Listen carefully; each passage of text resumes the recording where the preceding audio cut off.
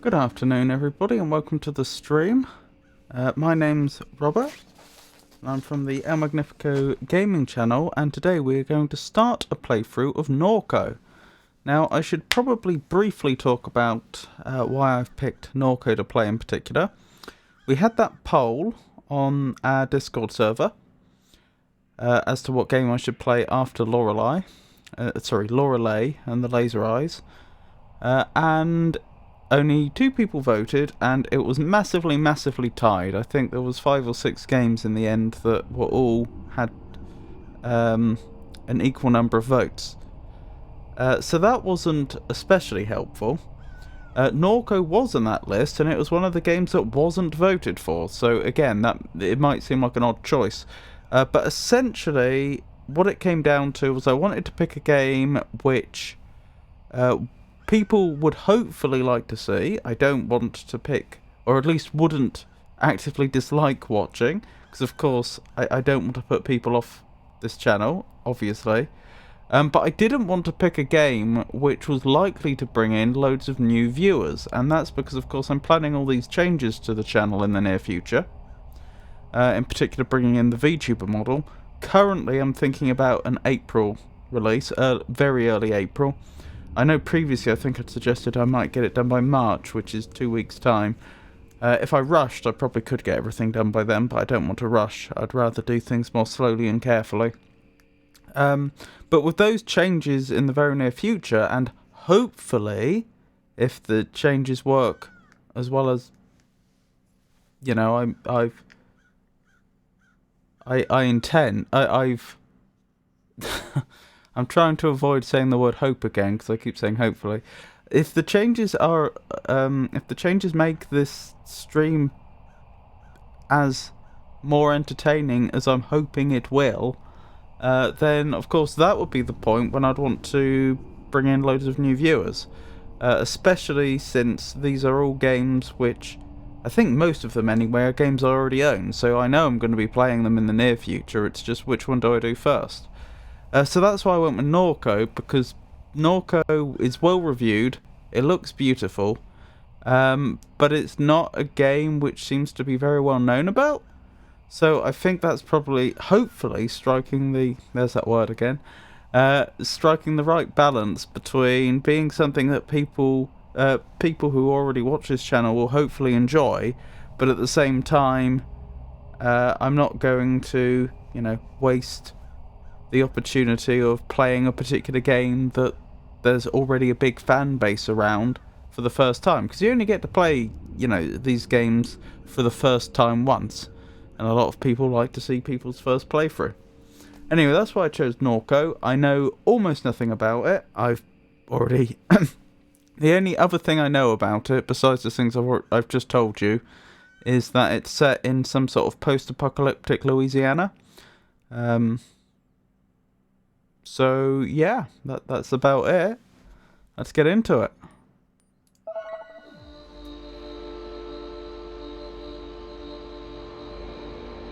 Norco, Louisiana.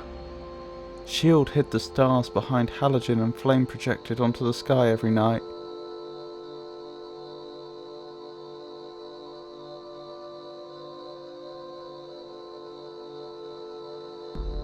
I think there should be a semicolon there. Shield hid the stars behind. Halogen, as in halogen lights, halogen and flame projected onto the sky every night. That would be my guess. There was no such thing as silence. The noise never went away. The refinery exhaled an endless sigh. I could never sleep, it was so loud. I still can't sleep without that sound.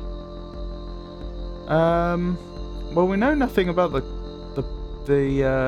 player character at this point. I don't even know if they're male or female, which is relevant because obviously I'm providing the voice. But if I assume this person has grown up in this world, then it would probably be the latter, that they need the noise to sleep.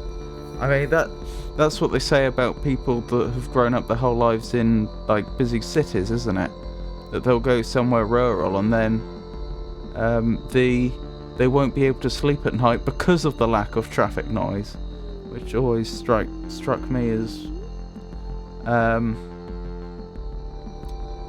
strange isn't quite the right word, but very remarkable.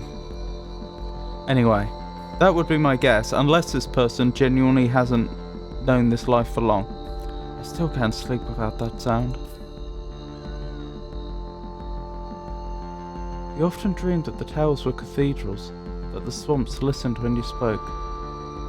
That's interesting. So they know what a cathedral is, for example, because I'm trying to piece together the world we find ourselves in.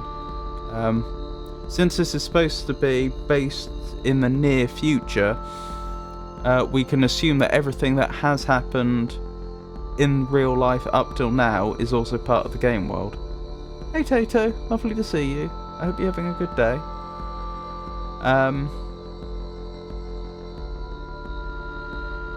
So you know what a cathedral is, so presumably religion is still a thing.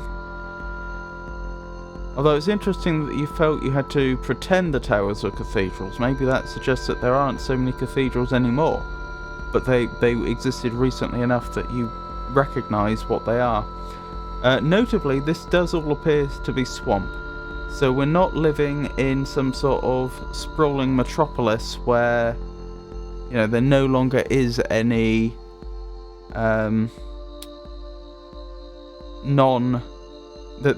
we're not in a position where there is no land which hasn't been built upon. Although I will grant you that terraforming a swamp would be a nuisance. So this would probably be some of the land that would go last. That the birds became radiant spheres while circling Norco's sky. Radiant spheres, okay. Again, this is what they're dreaming. Also, not clear what they mean by dreaming. I assume they mean daydreaming. But it's possible they mean actually dreaming, like when you're asleep at night. Oh, blimey. Very nice art. You spent your adolescence sleepwalking between little devastating rituals. Though Blake pleaded, you decided to leave. Okay, I should write that down. I don't know who Blake is. But that... I've just noticed we are being told what the locations are at the bottom of the screen. This is the CN line. Right, Norco. Let's start a new page of notes. So, Blake pleaded, but we left anyway. How are you, Tato?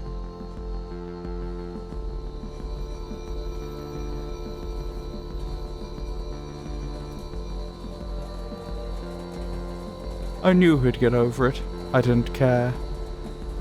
No, neither of those are great options, are they? Saying I didn't care makes it sound like they don't care about Blake's feelings. Like, you know, they're there. It almost gives an air of sociopathy. Whereas I knew he'd get over it. If true, suggests he's a bit sociopathic. Oh well, I guess I'll go with that one. I knew he'd get over it. He never did. Oh. He didn't get over it. You caught out on a grainer to Chicago and onward to the west coast, thinking you'd never return. You wandered through the overlit suburbs of the vast American limbo. Okay, CA 99, whatever that is.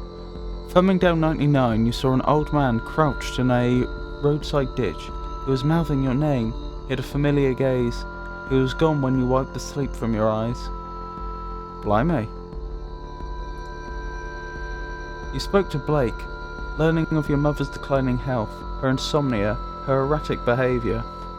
Okay, mother's declining health. So is Blake our sibling, possibly?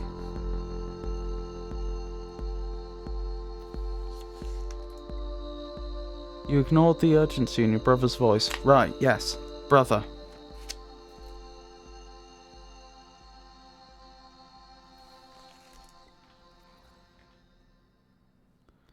You headed east.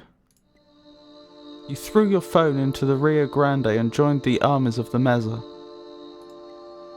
For months you were in the company of fugitives, sleeping in nuclear tunnels, repairing engines and weaponry. You threw your phone away so Blake could no longer contact you.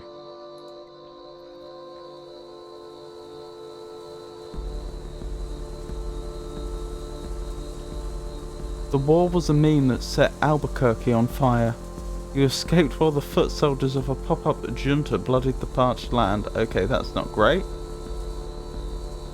I wondered what they meant by the war was a meme that set Albuquerque on fire. How can a war be a meme? And I am familiar with the proper meaning of meme as an idea that spreads from human mind to human mind. But yeah, that's still an interesting expression. While hiding in a freightliner, I prayed, I slept, I forgot.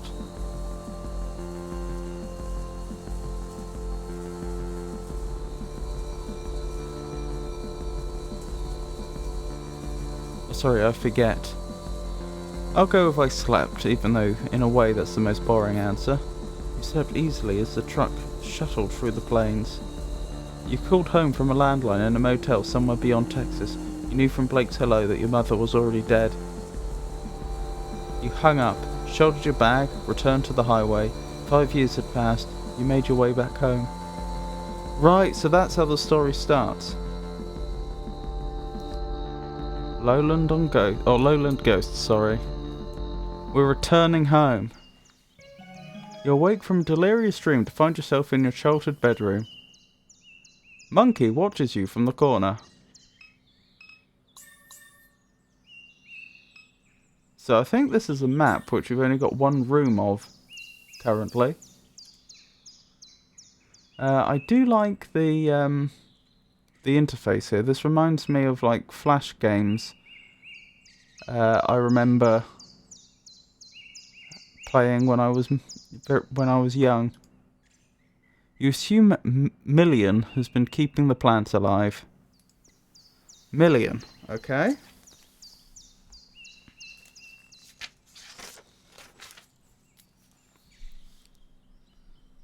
Million. Blake.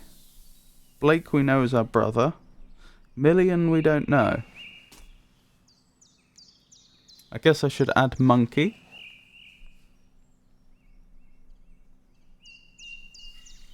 Childhood toy, perhaps?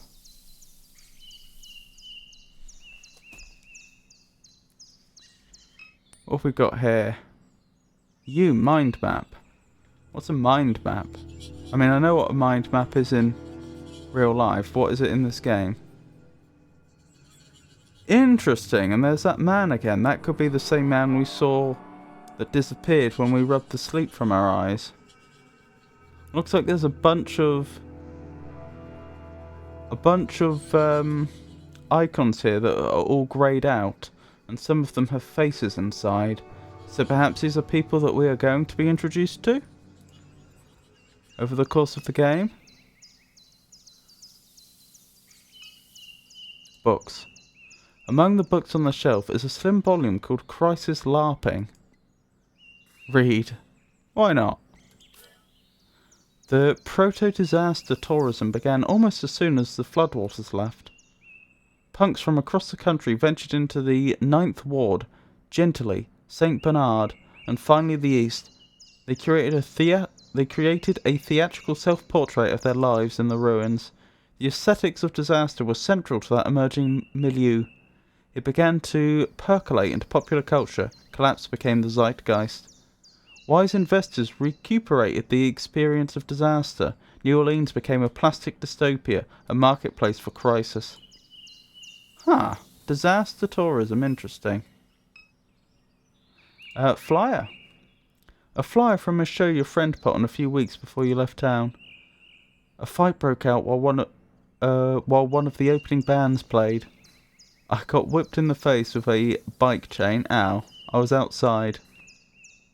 I mean, we'd probably prefer to have been outside, but I'm not sure we were, especially with what we've heard about this character already. You still have a scar above your left eye. Okay, I've just given us a scar. After the show, you and Blake walked the river back to Norco. You watched the sunrise over the grain elevators. Grain elevators? Where are they elevating the grain to? Hey Pengy, it's lovely to see you. I hope you're having a good day. How are you?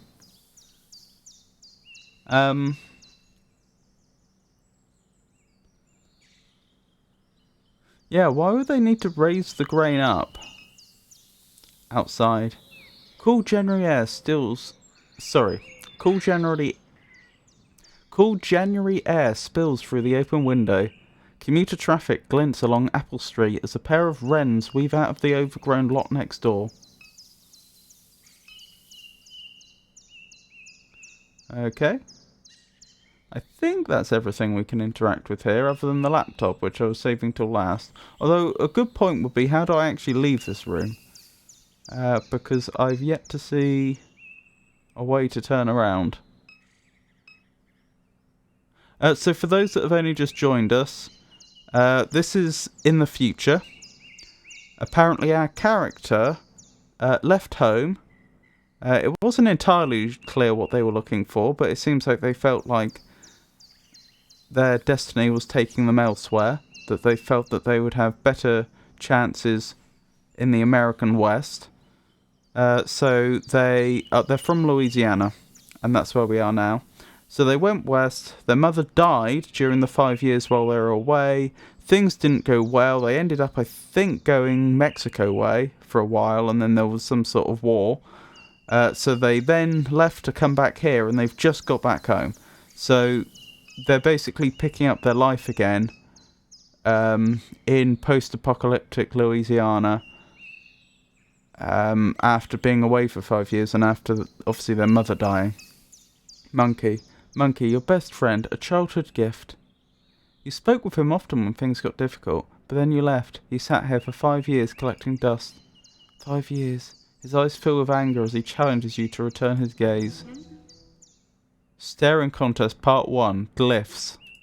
What's this? Glyphs will appear and flash a pattern. Match the pattern to meet Monkey's gaze. What is this?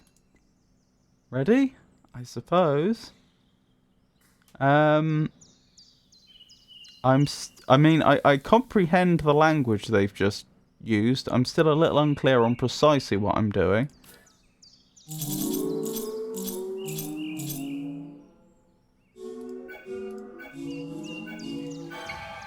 You successfully met Monkey's gaze with a cool assurance. However, his expression is unchanged. You stare more intensely. Staring Contest Part 2, Rings. Circles will appear over Monkey's eyes. An outer ring will shrink to the perimeter of the circles. Click the circles when the outer ring locks into place. Ready? Yes?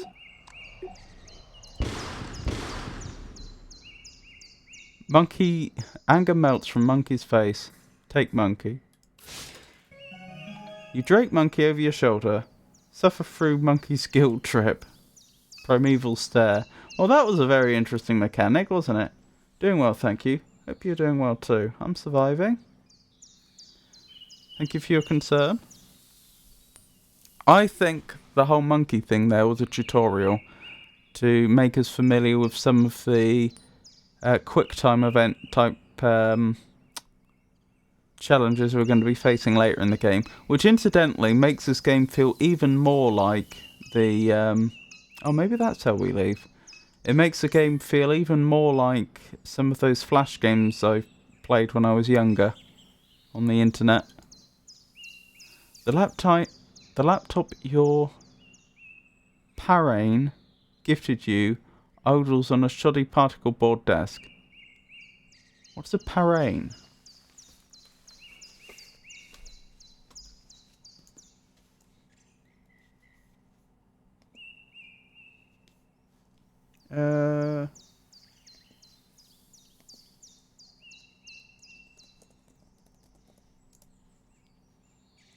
Corain. Inherited from Old French. Religion, Godfather. Namer or christener of a ship. Well, it's not going to be that.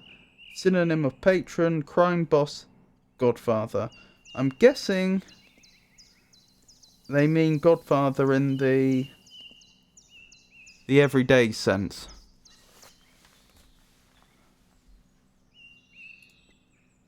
Wake laptop.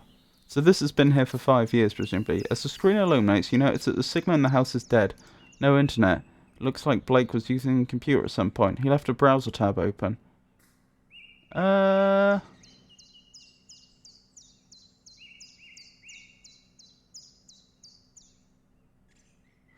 don't know what the arrangement here was. I can see arguments either way. If this really was our laptop, then, and they didn't have permission to use it, then we probably would be justified in viewing the tab, since we, in theory, could be held responsible for what the laptop was used for. But on the other hand, you could take the view that, well, if it was known that this was just, you know, a laptop that was available for the family to use, then it's not really any of our business what they were looking at.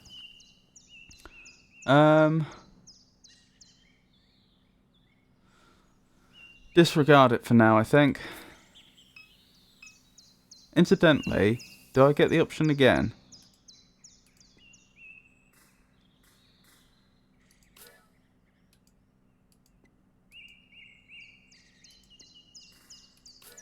Okay, so I do get the option again. So if the situation changed and there was a good reason why we would want to look at it, we could.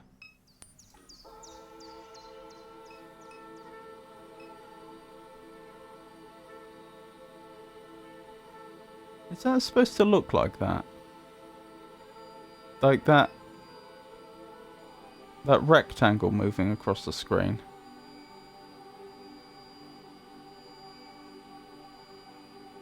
It's very beautiful in general, but I do think there may be some minor graphical glitches going on here. Oh well. Ah. Is this home? Yeah, it looks like it. Cat. Your mum fed the neighbourhood strays. They must be hungry since she passed.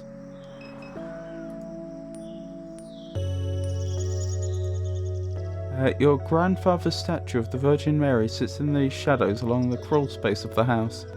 The crawl space? What's the crawl space of the house? Is that supposed to mean like under the floor? Because it looks like this house is raised like half a foot above the ground. If that's not what they mean, I don't know what they mean.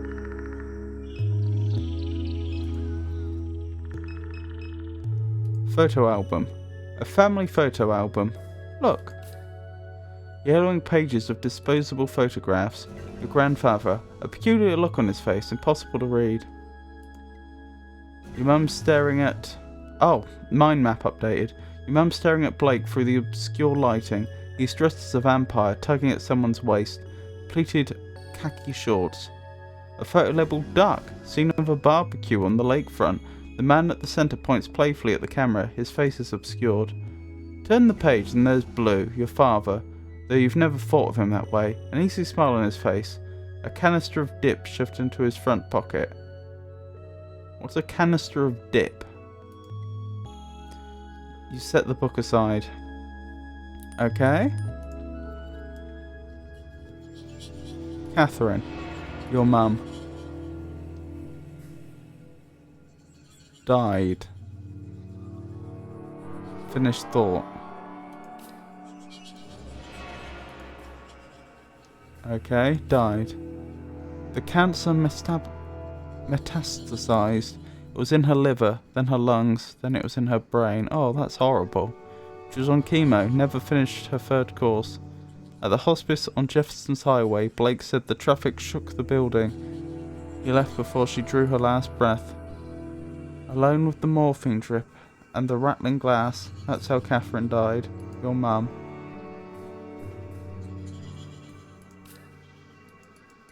Right, so that just repeats. Well, that's not great. Blake, your brother is a lot. Is oblivious. Dismiss. Is a lot. Younger, reckless, gets in trouble, spends sleepless nights scrolling. Edgelord, sensitive, compassionate, foolish, can't take criticism, always needs money, tries to help those he loves but often makes things worse. What else? Insecure. Dysmorphic. Wouldn't that mean has the wrong shape? Constantly checking his reflection. Always seeking validation. Oh, perhaps they mean he's unhappy with his shape. It does say insecure. Was terrified of you leaving and now he's terrified of you dying. When I think of him I just feel guilt. No love or anything like that. Oh, that's not quite what I meant. Your brother is oblivious. Your grandma once said that she didn't expect much from Blake. She said he was short-tempered, oblivious, and couldn't focus. Blake was sitting in the chair across from her, staring down at a tablet, and she left the room. You asked him how he felt. I feel fine, he said. Why? Because of what Gran said, you responded. He looked confused. What did she say? Your brother.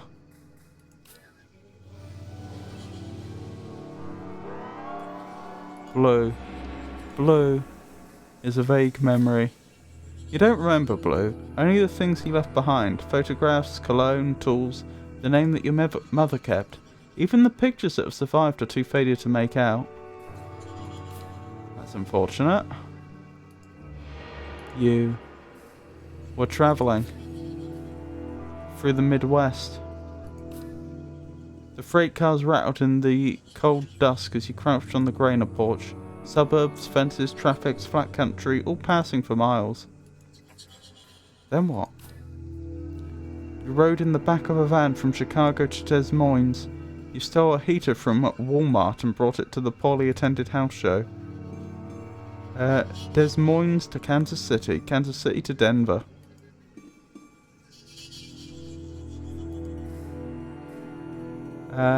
Across the Rockies. Your friends went south and you were glad to be alone.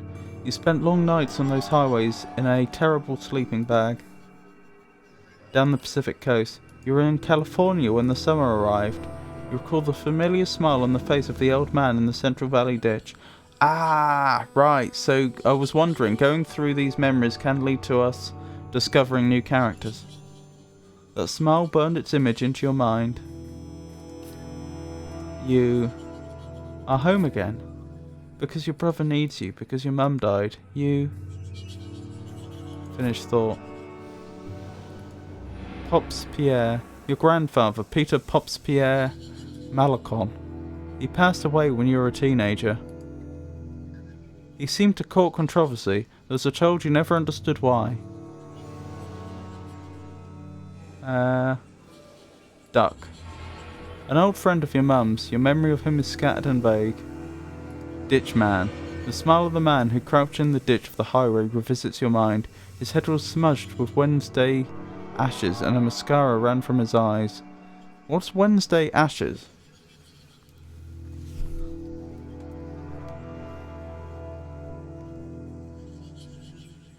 Interesting he had mascara running from his eyes. If he was real at all, then that might indicate a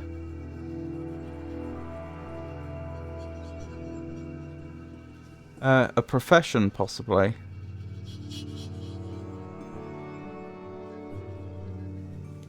When I look up Wednesday Ashes, I just get Ash Wednesday.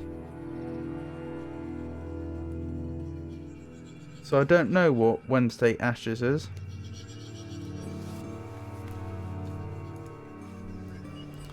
Okie doke. I think that's all of them. Photograph. A photo of your mum holding Blake as a baby on a beach in Pensacola, Florida. It's winter. You stand beside them, bundled up and laughing as a gust of wind rakes the beach. The sky is bone white. You peruse the titles on the bookshelf. The western margin of the lake. Many tragedies have come to pass along the western margin of Lake Pontchartrain. The unnamed hurricane of YW9D left the settlements of Frenier and La Branche in a state of unrecognized destruction. Those who survived did so by clinging for their lives to the limbs of the cypress trees. The fables and secrets of those communities lie with the bones now scattered in the sediment of the lake. Oh, blimey. Fence line diaspora. In the end, we decided to leave Dimay. It wasn't the cat cracker, or the smells, or the fear for our children's health that drove us away. What's a cat cracker? Though they played a part.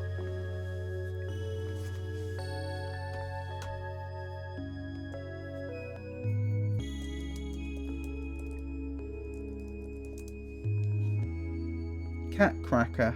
Catalytic cracker. A chemical reactor for converting oils with high boiling points into fuels with lower boiling points in the presence of a catalyst. Okay.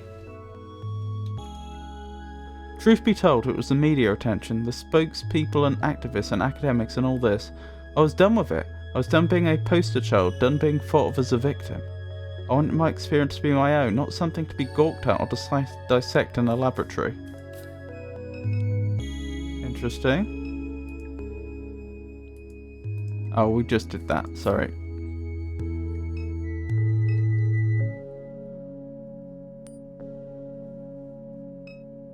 Laundry. Your mum's unfolded laundry. Oh, did they leave it there after all these years? Television. An old defective flat screen that your mum never bothered to bring to the curb. What does that do? You turn on the television. A chaotic distortion of your mother's memories flash before you. Tune in.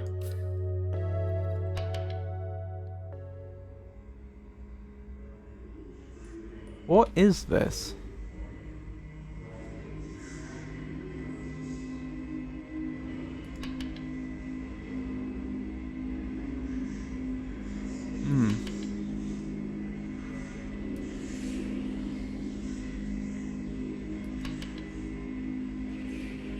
I probably should have said this before, but I believe there is a photosensitive epilepsy warning with this game. Very sorry if that's caught you by surprise.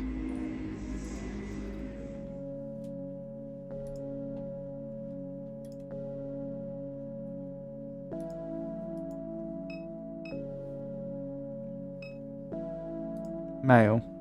A letter from Shield Oil sits atop a stack of mail. Shield Oil Company, dear neighbour, please be advised. There will be elevated flaring at the site of our number 5 stack near Good Hope on the evening of Thursday, March 19th. This will pose no health risk to residents. If you have any questions or concerns, please contact the Shield Norco Office of Community Engagement. Couch. Memories of sleepless nights. Your mum sitting here staring through the window. There was a tension in her demeanour, as if you were interrupting some urgent and obligatory task. You'd continue to the kitchen with no words exchanged. I thought she hated me. She was thinking about Blue. She barely knew you were there.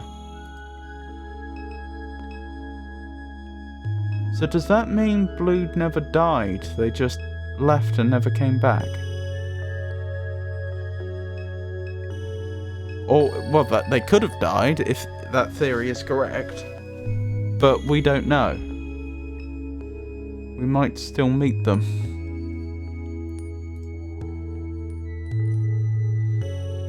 I should probably save the game, shouldn't I?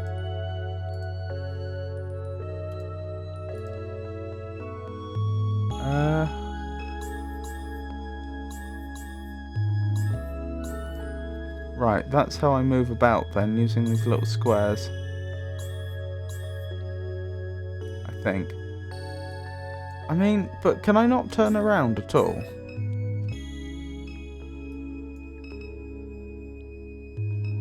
I feel like I'm not fully understanding the navigation system in this game. Your mum's painkillers are spilled across the counter. So it does seem like Blake didn't have the heart to remove any signs of his mother's presence after she passed on. You've discovered so many dead cockroaches in this microwave over the years that it's discouraged you from using it. For several months, a dead baby roach was stuck between the clock's display and the protective screen, blocking the hour. Blake finally shook the microwave aggressively enough that the roach fell into the guts of the machine. That is pretty disgusting.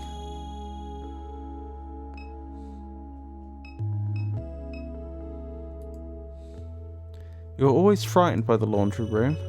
Okay, no further explanation there.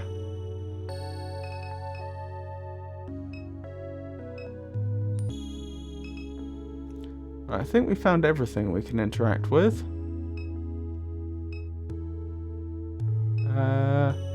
To the attic? Boxes. These used to be much more cluttered up here. You imagine your mum gave it away as the end approached.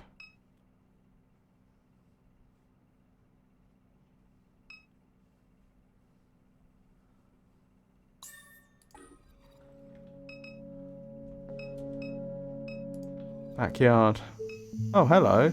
Million! They were the one that supposedly kept the plants alive. Are they an android by any chance? Million sits in her characteristic slouch, lost in thought.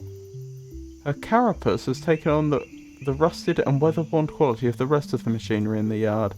You recall the night that your mum showed up with her. You and Blake stayed up past dawn, poring over pirated API docs. Her ragdoll mass was slumped on the floor as you wrote the routing procedure. You wonder if such memories hide behind a constellation of eyes. A constellation of eyes, that's interesting. The robot regards you casually. Speak. Interesting. Okay, you're awake. Ah, we have a name for ourselves.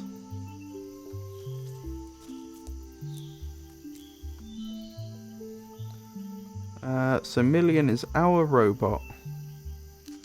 And K is us.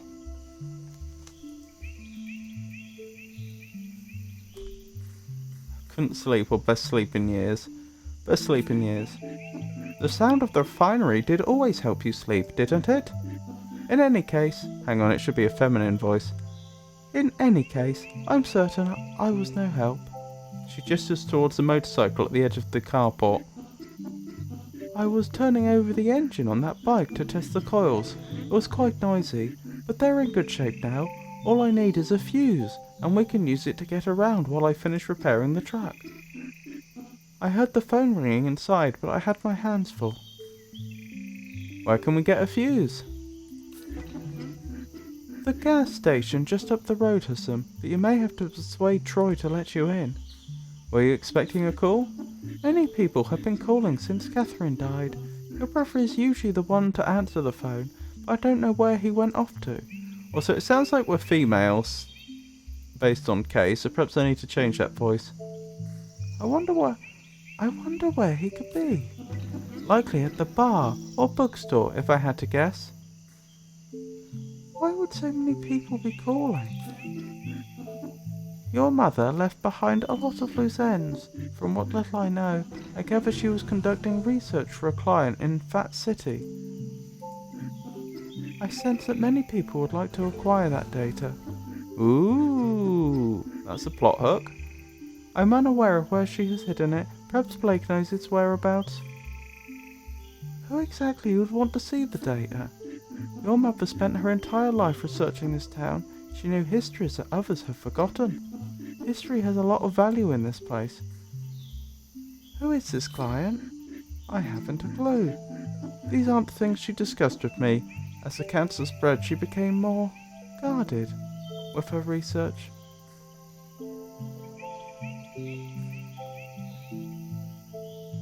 I always took her knowledge for granted. Your mother had a lot to teach, but she wasn't always the easiest person to get along with. So anyway, that's all. Well, that was very interesting. Motorcycle. An old, disused motorcycle with extensive rust and wear.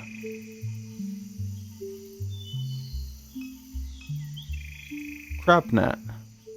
A disintegrating crab net. Blue taught your mum how to make these, and your mother taught you. In the summer, you'd bike to the suction before sunrise, the chicken nets to a net. Sorry, tie chicken necks to a net, submerge it, and nurse your coffee while waiting for a bite. I should probably start noting down places as well. So we have Fat City and the suction.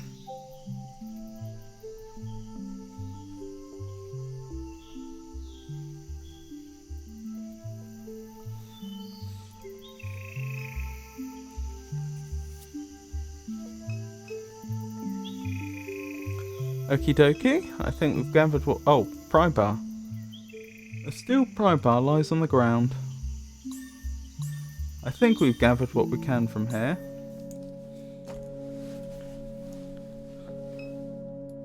One thing that confuses me is, like, on this map you can see that there's like a lit triangle that seems to be going forwards.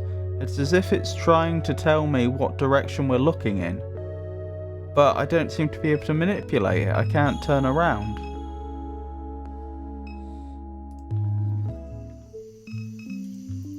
So...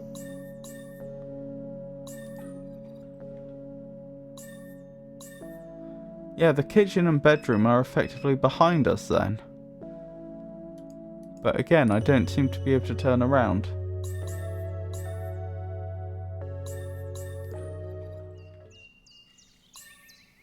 Right, so I could have clicked on the living room from here. I see. I think that's how it works. Right, so I guess we want to go to the gas station.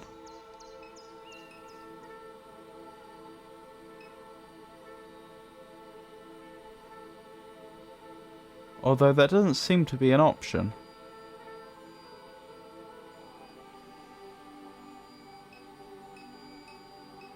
Alright, Shield Oil Refinery, if that's all we can get to. The sprawling Shield Industrial Complex. Long ago it was plantation land, cheap and abundant along the Mississippi... Long ago it was plantation land, cheap and abundant along the Mississippi River. The refinery grew in stages, slowly displacing surrounding neighborhoods. The chemical annex came online later. Children of the enslaved became the neighbors of this machine. Towers. Carbon and alloy and stainless steel. What do you mean by carbon and alloy and stainless steel? Alloy just means a mixture of metals.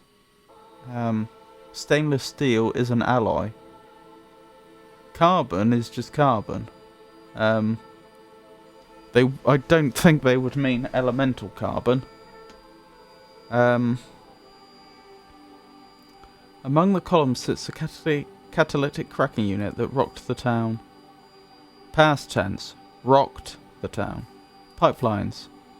The webwork crosses high and low, over and under traffic and water and concrete, like veins, like gossamer, like neural circuitry. Lights. Everywhere. Metal halide probing the river's expanse, coded patterns of warm sodium and cold LEDs, winking, thinking, knowing. Something to decipher in that Norco light. I remember Blue. You only think that you do.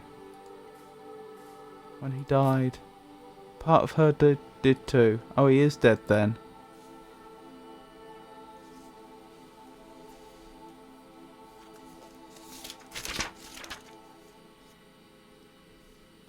Right, Blue. Our father. Dead.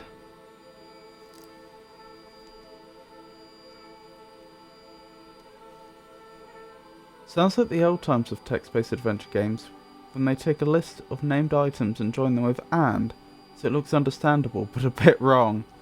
Yeah, that's a good point, I hadn't made the connection. Oh, that's all I can do from here. I can't even examine that area again. that graphical bug is annoying me, because this is such a beautiful game. It's just such a shame to have it spoiled by it. Can I go anywhere? Ah, yes, there are more locations that I can get you from here. I get it now. So inside, backyard, street, and statue.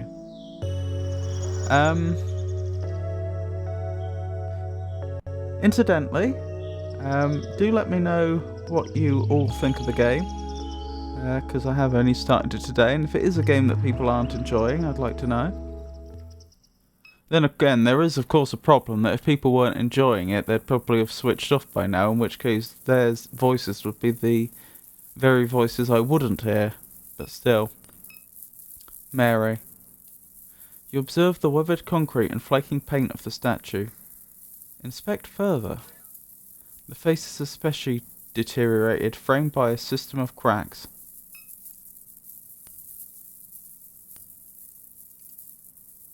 You run your hands along the deteriorating contours of the statue.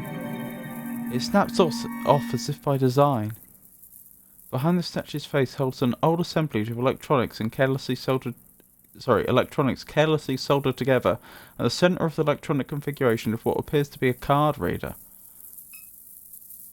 Okay, that's very much unexpected. Could this be where the date has been hidden? Behind the statue's face holds an old assemblage of electronics carelessly soldered together. Yeah, we've read this. I think I like it, but I missed the start and programming at the same time. So I've accepted that I won't understand everything. Okay. I'm glad to know you're enjoying it at least to some extent. If you have any questions, please feel free to ask.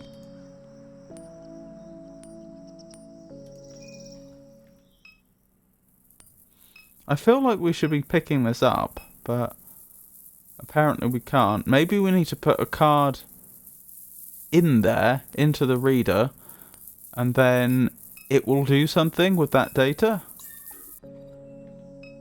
Makes me wonder if there's a card hidden in the house. Right, street. So I guess this is still functioning as a sort of tutorial section, where we're limited to just the areas near our house until we manage to get a fuse for the motorbike. Sisters, little sister. The turtle! He crawled out of the trash can. I do believe that is a tortoise. Big sister. Don't touch him, see? He's dirty. Little sister. No, he's not. Turtles are always clean. They live in water. Big sister. Trash water is not clean. Let's go. Little sister. Just let me stare a little longer. He's pretty. He's a good little tortoise. I do believe... My understanding is that in America they tend to use turtle for all animals in that family. Whereas in British English we would distinguish between tortoises, which live on land, turtles, which are marine, and terrapins that live in fresh water. Bayou private investigators. We snoop for you. Well, I don't think we need to speak to any private investigators right now, but it's good to know that that's an option. The snowball stand is closed for winter. In fact, you know what? It's only just occurred to me, but that is actually something that I should make a note of. The fact that we have access to private investigators in this game is surely going to be relevant in the future.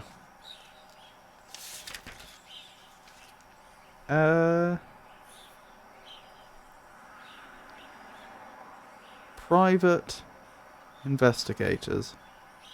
Noted.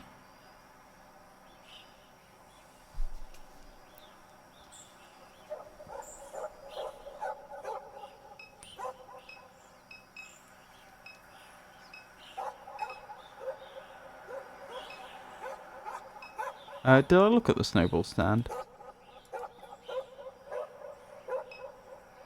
Hang on. What is a snowball stand? I assume when I saw snowball stand, my assumption was that that was some sort of brand, and that when we examined it, we would get told, oh yeah, this is so-and-so's corner shop or something. But no, it's acting like... The description is acting like we should know what a snowball stand is. I assume they don't sell snowballs and clothes in the winter. That would be a very strange service. Just having a stand where you can buy snowballs in the middle of summer. That looks almost like an ice cream on the wall there. I wonder if snowball is an American term for some sort of ice cream-like confection. Just a guess.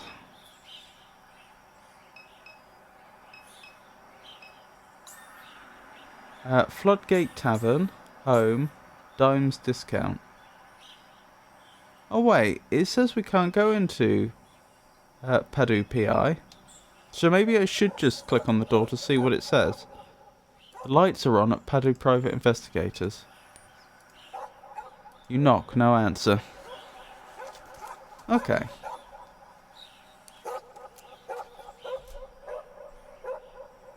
Bayou PI. Okie doke. Let's go to the dimes discount. Dimes discount added to map. Wonderful. Oh, there's the gas station. Heard about snow cones as something I interpret as ice cream in a cup. Yeah. Yeah, that vaguely rings a bell to me as well.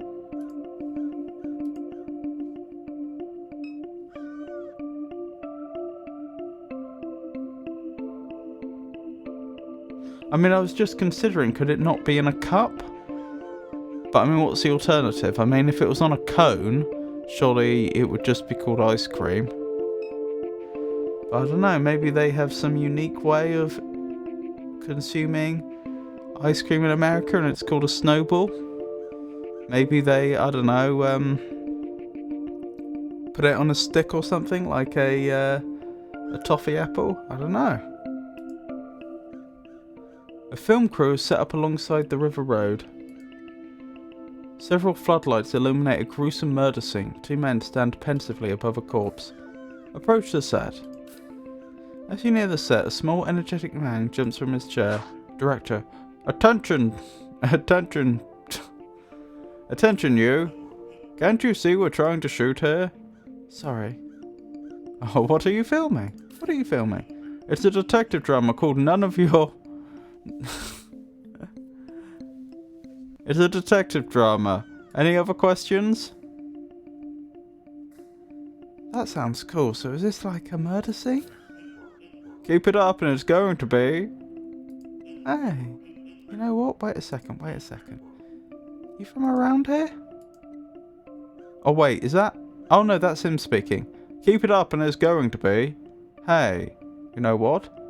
Wait a second. Are you from around here? Yeah. We could use some cultural expertise, you might say. We're filming a Bayou cop drama and all these... and all of all of my associates are from LA. An actor on set turns towards the director. I told you, Kevin, I'm from Texas. That's not a very Texan accent, but it's the one I'm going with. Okay, so the director's called Kevin.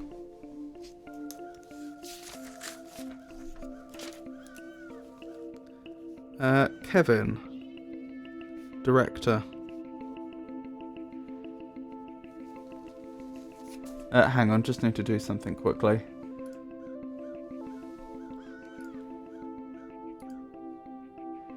Oops. Wrong one. I want that. Then that.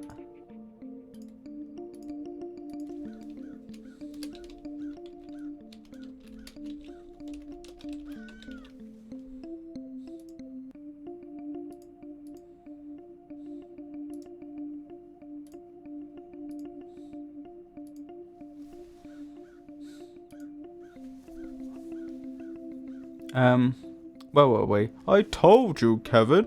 I'm from Texas. Oh, that's right. Noah, I forgot. Your Harvard-educated daddy bought a boutique ranch outside Austin.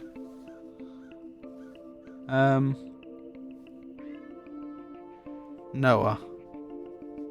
Actor from Texas. Incidentally, I will never remember these voices. In fact, I'm pretty sure I've just changed the director's voice. Well, that'd make you a cowboy, Jose. Jose? Is that how you spell Jose? Well, that'd make you a cowboy, Jose. Now hush up before you scare off the yokel. Charming. The director returns his attention to you with a mild look of disgust. Help us out, will you? This script needs some work. What do you say? Fine. Great.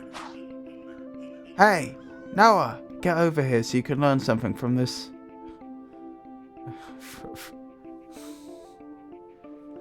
Goodness me.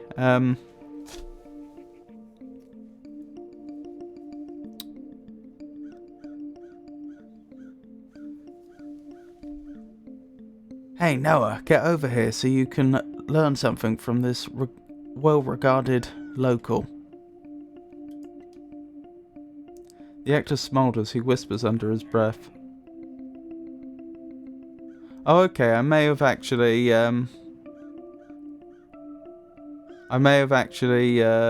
cut out important content there. We were being called a redneck and the actor saying, I'm a redneck. Fine, Noah. You're a redneck, a real salt of the earth kind of guy. But as luck would have it, we came across an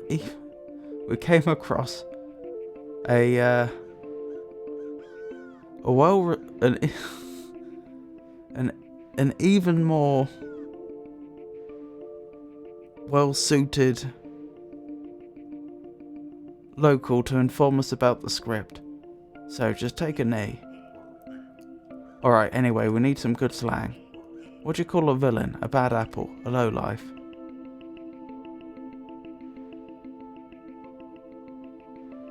Interesting. So, bad daddy or crawfish devil? I'm guessing from the question mark, that's not actually what they say.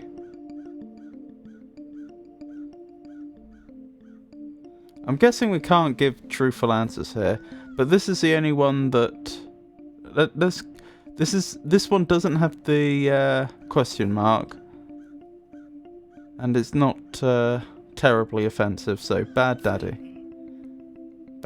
huh? You nod solemnly. That's pretty jive, pretty seedy. I can work with that. Great, that's settled. One more thing.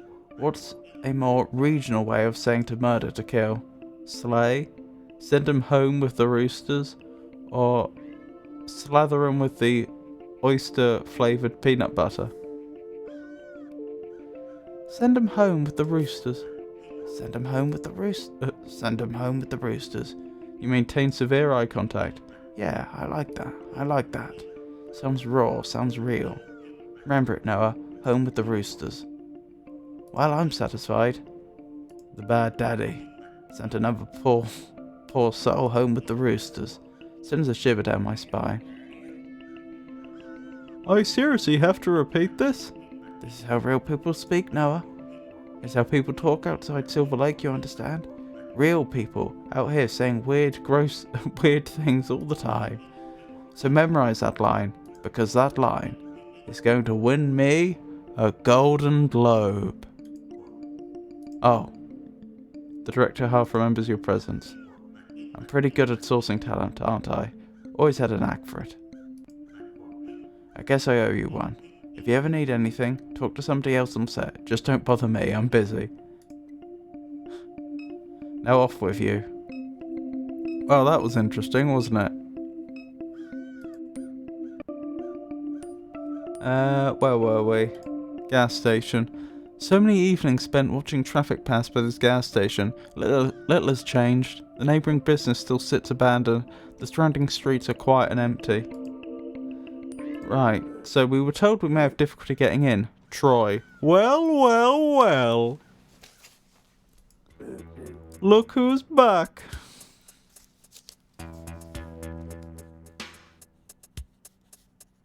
Just adding them to my list of people. What happened? Carnival forgot you beside the road?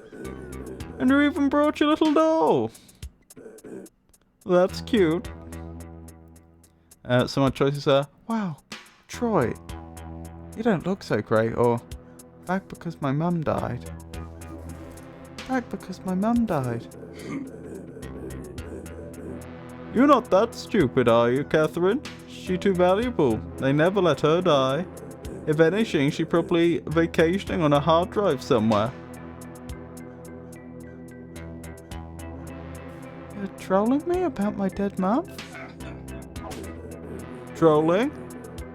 You're so sensitive. Can't say nothing around you. Your mum was excavating all along the rim of the lake. She used to pay me to help from time to time, matter of fact. She needs somebody smart. Somebody vigilant. Somebody like me. Especially with S.H.I.E.L.D. snooping around. I've seen some wild things out in them swamps with Catherine. What kind of things? I won't bother telling you about it. Might hurt your brain. And anyhow, this ain't story time. Not letting you in this gas station. The company that runs this place did me dirty. They swapped me with an ATM machine for speaking truth. Ain't letting nobody through till I get an apology, very least. Oh, that's terrible. Don't patronize me with your weak pity. If you really want to get through, go get me some of them pills your brother was selling. That might persuade me.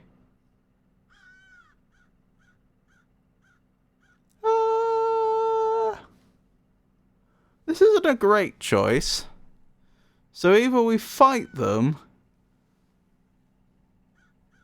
or we bring them pills, which, admittedly, we haven't established this yet, but it sounds like they may be an illegal substance. To be fair, we don't know that, but if they weren't, why would he need our brother's help? Yeah, shuffle off then. Okay, well, we should certainly have a word with our brother about it and see what he says. That seems like a good idea. If we can find them. Apple Street or Bayou. Also, our mind map was updated, wasn't it? Oh, Million was a security android, a fugitive, dismiss.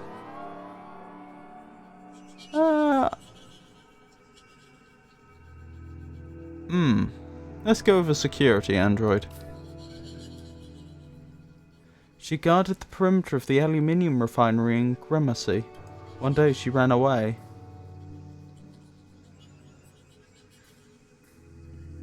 Why? You don't know. Million. Was a fugitive. Once a fugitive, now just a relic. She spends hours in stasis beneath the house like any discarded thing would. Million. Finished thoughts. Or finished thought. Right, S.H.I.E.L.D. It's interesting that Duck is connected to S.H.I.E.L.D. S.H.I.E.L.D. is an oil refinery.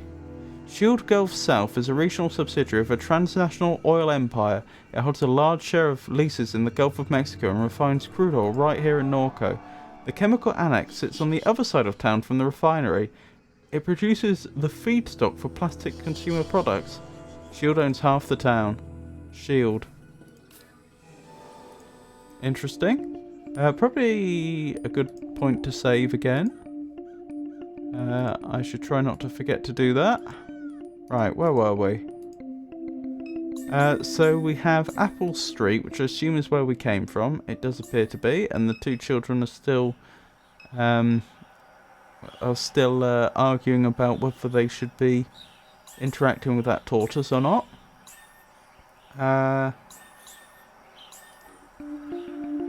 Oh, I wonder... We were told that our brother might either be... Where was it? It was at the bookstore, or what was the other one? I wonder if it could be the tavern. Batur. Oh, blimey, a horse. And a drifter, as they put it. This is very, very nice art, isn't it? Although I still notice these rectangles moving along the screen, which I'm pretty sure aren't supposed to be rectangles. A man sits on a pile of flotsam, his head buried in his canvas jacket against the sharp air. Foolish horse. The man's gaze stays fixed on the opposite bank of the river, never turning to you nor the horse. Yeah? He spits on the dirt at his feet. You know what all they dump in that water? I think that should be... You know all the stuff they dump in that water? It's a terrible cocktail. He spits again, whipping a string of mucus onto his sleeve. What you out here for anyhow? Ain't you heard? They got a criminal on the loose? Bring the law around here, making things harder for the rest of us. Best be sharp, young one. A lone horse drinks from the stagnant water pooled along the riverbank. Memorial. Memorial languishes in the river mud. A 2x4 cross plywood plaque. Cairns of pulverized concrete. Sprayed haphazardly onto the plywood is a remembrance plaque. Here passed the brave freedom fighters of January XW11, whose cries of liberty echo through the generations. What sort of date is that? January XW11? Is XW the year? In much smaller lettering, a different hand scratched "fake" across the bottom of the plaque.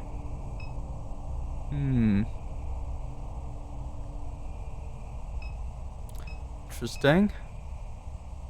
What did they call it? A cairn. What's a cairn? I've got a feeling that's something to do with funerals or, you know, memorials, that sort of thing. I can't place exactly what it is.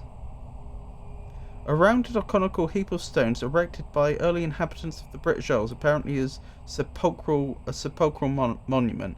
Yeah, so that would be honouring the dead.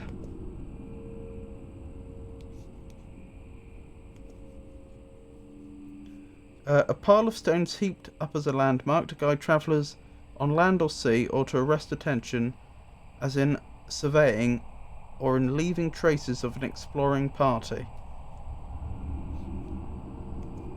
Right, so obviously it would be the former of those two.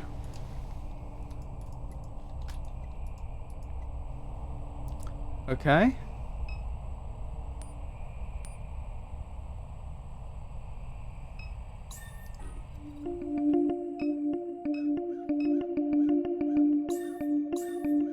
So I guess we go to the tavern, where hopefully we'll find our brother Blake.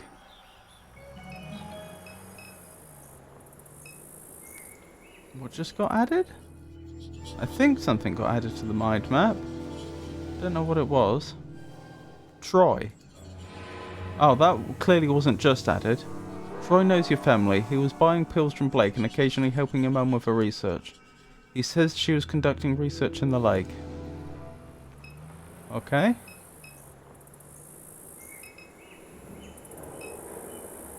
Looks like we can't go inside. The Floodgate Tavern. Many shield workers gather here after their shifts. It's closed. Should be open later in the evening. Have we established what the time is and how time passes in this world? If it does indeed pass.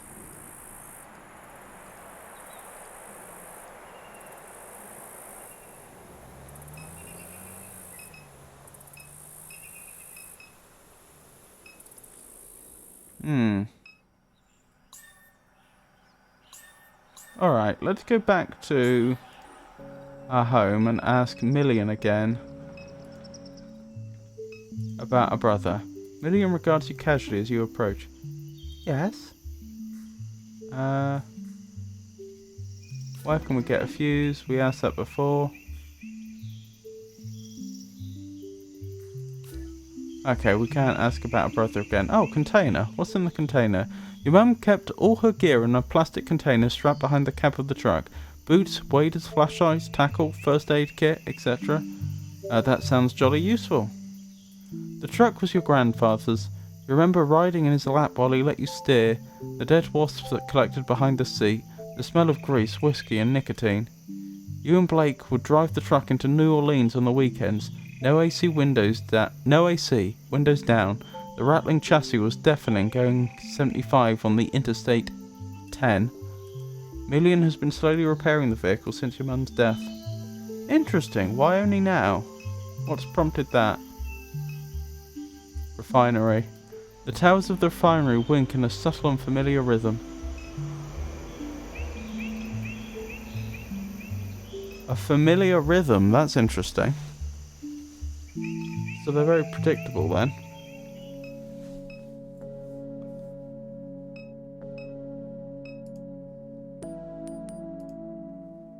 You pocket your mum's pills. I see, so the pills that were being sold were presumably her mum's pain medication. The question is that what he's after? We don't know this for a fact. These could be different pills entirely. Troy, I mean.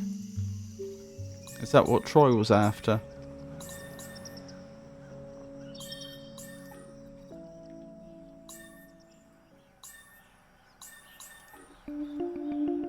I think we're probably going to have to just try and get through. Got me them pills? Only way you're getting through. Oh, I've got to hand them over. Yeah, I got your pills. Smart move. I'll let you cross the picket line this time, punk. I don't think we should have done that.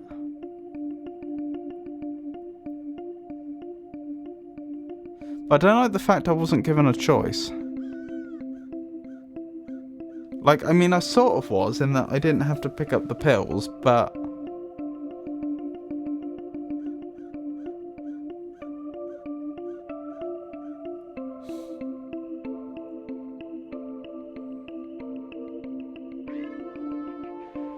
To be fair, we've probably done nothing illegal. I don't know what the laws of this state are, but... The pills were presumably legally acquired. They may have been prescription, but that just means that people can't sell them without a... I suppose you could argue we... No, you couldn't. I was initially going to say we didn't sell them. We just gave them away. So even if they were prescription drugs, I don't think that's... Okay, I'm not an expert, but generally speaking, when it... No, because prescription drugs, generally speaking, you're not allowed to possess them, aren't you? Usually. Like, it may be a crime to sell them without... It may additionally be a crime to sell them without the proper legal... With the proper legalities being in place, you know, like you're a licensed authority to do so and you're giving it to someone that has been prescribed that drug by their doctor. But no, like... I don't know, like, how do they do it in the States? Like, do they have controlled substances like we have over here? If so, then yeah, being in possession of them probably would be considered wrong.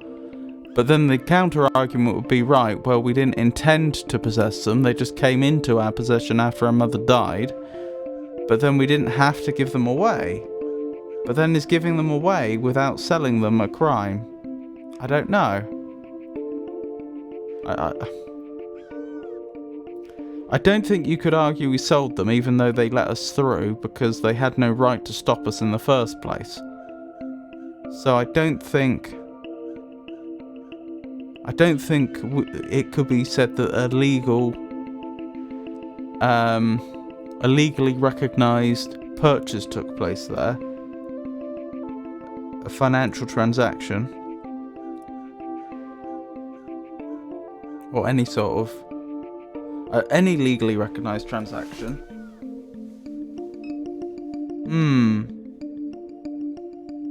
I don't know. I mean, that's an interesting one. So if you have someone that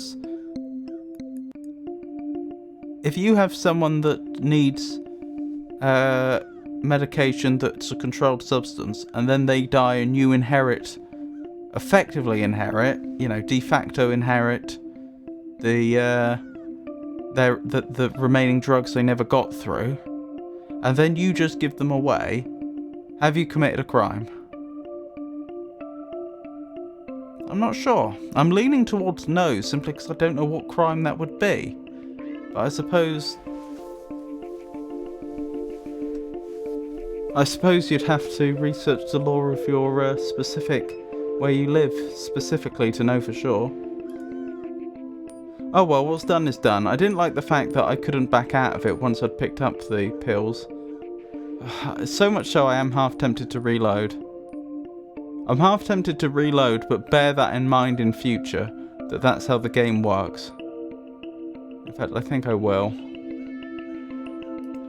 I don't intend to go back and change decisions all the time. I want to be very clear about that fact. Generally speaking, once I've made a decision in a game, I stick with it and I live with the consequences. It's just that in this case, I didn't make that decision. Effectively, I didn't understand how the game functioned, and so the character ended up doing something different to that which I had already decided. Yeah. Hey there, grey guy. I hope you're having a good day. It's lovely to see you. There's an interesting thought. Know so little about that part in the US. Here I'm pretty sure how it should be handled at least. I'm glad you have certainty where you live. I'm a 2-month sub? No way. Pengy was very generous and gifted a load of subs last stream, which I'm very grateful for. We've begun this game today, incidentally. So the story so far is that this is the near future. We are in Louisiana. It seems to be like dystopian future, possibly post-apocalyptic. I thought it was post-apocalyptic, but since we've actually played a bit more of this game, I've not seen much evidence of an apocalypse, just dystopia. We seem to be a young woman called Kay. I assume we're a young woman called Kay and not a young man called Kay or anything else. All I really know is we're called Kay. We've never actually seen our character to know anything more about that. We decided to leave home and, I don't know, seek our fortune or something for a number of years. We ended up getting involved in some sort of conflict in, it sounded like Mexico way, accidentally, so then we fled, and now after 5 years we've come back home. Our mother has died in the interim. We have a brother called Blake, who doesn't seem to have coped very well with us leaving, and we're basically trying to figure things out. We're not really sure what's it sounds like the character's not very sure about what they're going to do or anything. There have been a couple of odd things that have happened. For example, it sounds like our mother was involved in some sort of research around the lake near where we live. This is Norco, I believe, which is also the name of the game. And there was a suggestion that the data that she was collecting is so important that people are still trying to contact the family now to get it off them, which is a bit weird. Another thing that's a bit odd is that there was a statue of the Madonna that was outside the front of our house. I mean, it appeared to be just just an ornamental Madonna. I mean, I don't know what the culture of Louisiana is, but nothing I thought was strange about the idea that someone might have a little miniature statue of the Madonna outside their house. But the strange thing was that it had become very weathered over the years, and when we tried to touch it, some of the wood on the face fell off and revealed a card reader, like a what's it called? Like an SD card reader. So this wasn't just a statue of the Madonna. We don't really know what it is, but yeah, there's been those oddities. Currently, right, we don't know where our brother is. I don't think there's been any suggestion up to this point that he's in any trouble, but we basically woke up at our home, and he's presumably an adult at this point, but we woke up at home and he wasn't there. We are thinking of going to town, I think, to go look for him. But the trouble is that we don't currently have a working vehicle, and our best bet is to put a new fuse in our motorbike. But to do that, we need to get into this gas station, and there is a man outside that is trying to keep people out, because apparently it sounds like he used to work there and then got replaced by a ATM machine, he said, which I assume is just a derogatory term for an android or something like that. Oh yeah, we have an android, incidentally, called Million. So androids exist in this world. But we'll see. I haven't actually seen the inside of the gas station yet. He suggested that we should give him some pills that our brother was selling. We don't know what those pills were. This is news to us. There were some of our mother's old painkillers on the counter in the kitchen. I picked them up, went to the gas station, and then when the man blocking the gas station saw us and spoke to us, his name's Troy, I was only given an option to hand them over, which I wasn't happy about. I didn't realise that if I had certain items in my inventory, I'd only have a single choice as to what to do next. So I've reloaded, and I'm going to attempt to go in again, which I think means we're going to have to fight him, which I'm not looking forward to, but I think that's probably better than handing over just pills to him, especially since he has no right to keep us out of there. Like, certainly he would be the one, if we tried to push past him and he then attacked us, he would certainly be the aggressor in the situation, the one who's in the wrong. But yeah, we're stuck between a rock and a hard place, it seems like. No option to call the police or anything, so far as I'm aware. So I think that going down the fight route is probably the better option than just giving him a bunch of our mother's old painkillers. To be clear, I don't intend to keep reloading the game until I get the result that I want. I made an exception in this case because I didn't understand how the game would work. I didn't realise that having an item in my inventory would be enough that the game would decide for me what I was trying to do. Sounds like a very nice game. It's certainly been interesting so far. It's very beautiful, but we've had a couple of graphical glitches so far, which is unfortunate. Lets down an otherwise stunning game. Very strange, very, very strange. Sounds super cool. Fight not good. Yeah, then I think go fight him. Back again, clown. If you really want to get through, go get me some of them pills your brother was selling. That might persuade me. Right. I've not... Oh, look, a pentagram. I think that's supposed to be a pentagram on his arm. I've not tried fighting anyone before, so I don't know what the mechanics are going to be. You joking, right? Trying to get wrecked? Alright then, let's go. Select fighter. K or monkey. Monkey is our toy, so I don't... our childhood toy, so I don't think monkey's a good idea. Unless monkey actually is... some sort of android or something and we're not aware.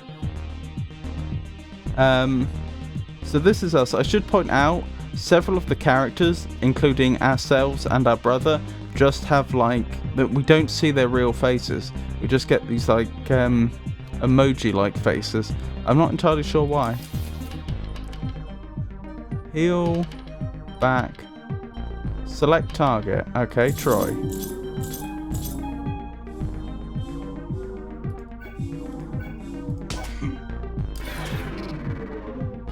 Troy attacks K for 5 damage. Okay, this looks like a tutorial. Oh, K's resting, so I have to pick Monkey. Okay, this will be interesting. This looks like a tutorial fight anyway. I don't think this is going to be a problem.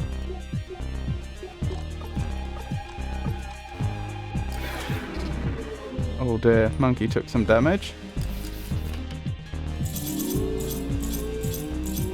I have to memorize the sequence, I think. Strike Breaker. Right, excellent.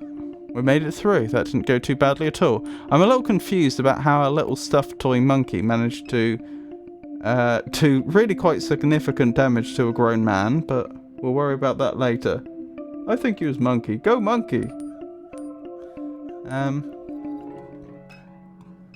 Okay, so this is the so-called ATM that replaced him. Oh, he said that he got replaced because he spoke the truth. As in, the company that owns the gas station replaced him with an ATM because he spoke the truth. That's what he said. Fuses. Fuses hang on the shelf. Yes, I would love to take a fuse. You grab a fuse. Kiosk. I detect that you have merchandise in your possession. You must remove any unpurchased items from your backpack and scan them in order to exit the store. To use an item in your inventory, drag the item from the inventory menu to the intended target. Is that our inventory? Yes. You scan the fuse. Thank you for your purchase. Oh, I don't even have to pay. Well, it sounds like I have paid, but I'm unclear on how much. We don't appear to have, like, finite funds. I've never seen, like, any sort of bank account or anything, any sort of indication of how much money we have. Protein bars, bubblegum, breath mints, taffy, etc. What's taffy? Taffy? Is that some sort of variation on toffee? Take the candy. I don't think I have the option.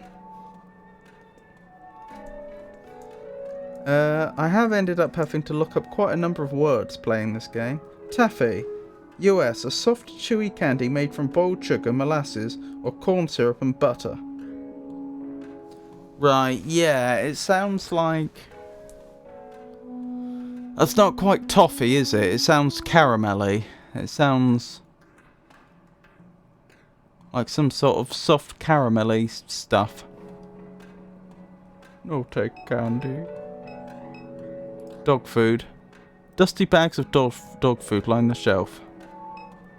Interesting. So, why would they bother to stock dog food if they're there? If the bags get left there so long they end up dusty?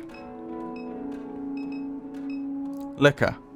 You wonder if this place ever started checking IDs. During high school, friends in the city would drive all this way just to get booze. Interesting. Immaculately stocked cigarettes. But Troy used to work here, didn't he? Somehow it doesn't surprise me that Troy wasn't IDing people. But I have a sneaking suspicion this kiosk would. Could be wrong. The disembodied illuminated head of the kiosk levitates silently in the browser tab. Good evening. How may I help you? You own this place? I am Discountware, a distributed, cloud-based operating system for American Discount Southeast Incorporated, semantic version number 16.3.3. The owner of this franchise is Perilou and Sons LLC. Discountware is licensed to Perilou and Sons LLC via the standard American Discount Southeast Incorporated licensing agreement. How do you like this job? I proudly perform the routine maintenance operations and procedures of 227 American Discount Southeast Incorporated franchise locations across the Southeast region. American Discount Southeast Incorporated is a model company awarded for excellence in business and community service. Thank you for inquiring about American Discount Southeast Incorporated. Which we didn't, but still. You know Troy, that guy outside? Thank you for your inquiry. I am forwarding it to Perilou and Sons LLC. Perilou and Sons LLC has declined to respond to your inquiry. So why'd Troy get fired? American Discount Southeast Incorporated prides itself on its outstanding mentorship and job training programs. American Discount Southeast Incorporated works to ensure that each franchise location provides opportunities for career growth. At American Discount Southeast Incorporated franchise locations, we leverage automation and machine learning technologies to enhance the lives of all employees. To apply for a position at any American Discount Southeast Incorporated franchise location, please visit American Discount SE-ADSE today. I'm good. Well, wasn't that informative? Have a quick save and we'll carry on.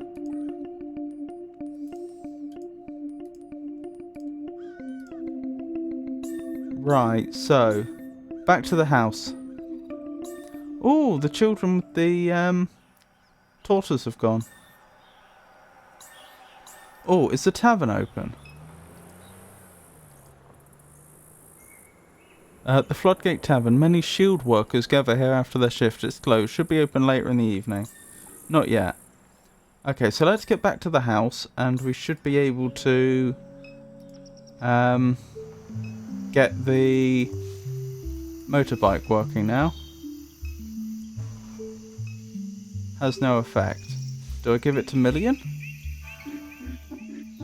You've got the fuse. Good. We'll be able to use the bike to get around town until I am done with the truck. It concerns me that Blake still hasn't returned.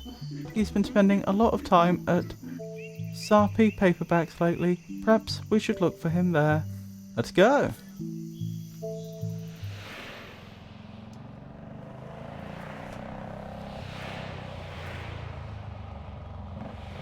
Airline Highway. The sky bleeds a colour you knew as a child. Airline Highway passes beneath your feet.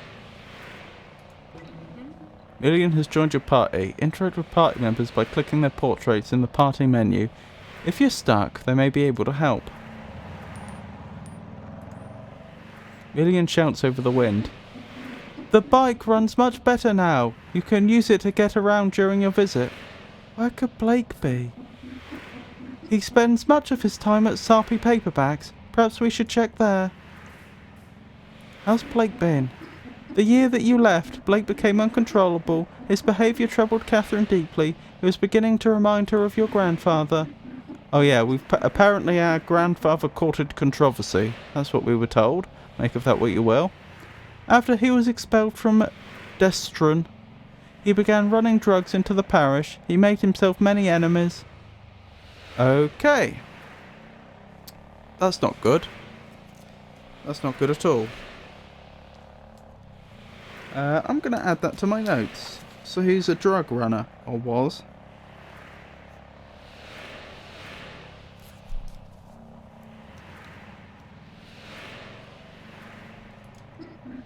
He put those things behind him after her illness, but now that she's gone, I'm uncertain what to expect. I should have stuck around. I'm sorry for leaving. Blake took it very personally, but your mother understood. She always wanted you to experience America while you could. Did you take it personally? No. How have you been? I'm always the same, Kay. Always the same. Is that good or bad? Whichever you prefer. Are you depressed? No. Love you, Mills. Thank you. What's it like What's it been like around town? Shield has been expanding since you left. Catherine took your grandfather's boat into the lake to investigate reports of construction in the swamps along the shoreline.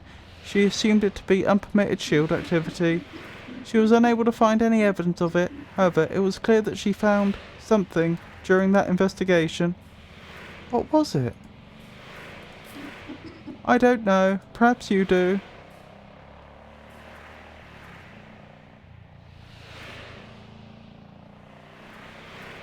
I haven't spoken to her in years. How would I know? Has Blake not mentioned anything? No? In any event, something drew her to the lake in the months before her death. There we go. So, Dimes Discount, Home, Floodgate Tavern, Sarpy Books, Driver, Dog, Teens, Checks to Cash. Interesting. What's checks to cash? Like, what?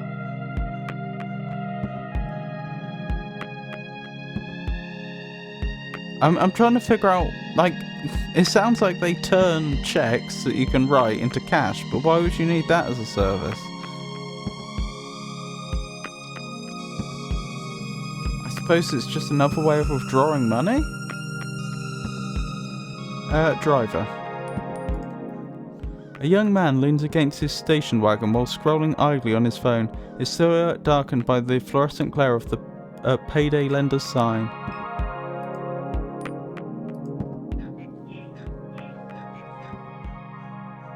I'm guessing a payday lender is somebody that lends you money with the under the understanding that you'll pay them back with interest next time you get paid. Started doing this rideshare thing a few weeks ago. Kinda hate it. Why? Pay's terrible. Spending hours a day making small talk is melting my brain. Nearly broke an axle driving over a pothole in Hollygrove. This is my grandpa's car. If I trash it, he'll kill me. Drove anyone interesting?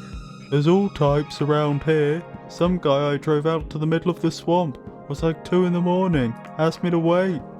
He got out, took off his clothes, jumped in the Bayou, came back up a minute later with a bag. Toweled off, got back in. Found that to be pretty weird. I don't know. And a while back I drove some lady out to the medical district. She was an odd one. Seemed kind of sick. Asked me all kinds of questions. Do I ever pick up random signals on the radio? Weird stuff like that. There's just all types. One has to wonder if that was our mother, because we know that the cancer spread to her brain and made her behave quite erratically. 2 teens nod and gesture excitedly while bouncing between topics. BMX. Where's this dog come from? Dunno. She's been sitting here for a while. You seen her eyes? Them eyes are something. A stocky pit bull with piercing green eyes watches her eyes with a neutral demeanour. As you reach down to pet the dog, she shows her teeth and growls softly. Okay, I think that's a no to the petting. Oh, I noticed that Million's still with us. Your mum used to come here to dig through the stacks. Among the heaps of used romance novels and westerns, she always managed to find some occult artifact. The only resource of the landlord. You imagine that the only way he manages to keep a place like this running. You imagine that's the only way he managed to keep a place like this running. Over the years, they've experimented with other revenue-generating schemes. For a while, you could get your phone repaired here. Then they tried selling vape cartridges. Then Kratom. I don't know what Kratom is. Then anime wall scrolls. LSU yard ornaments after that.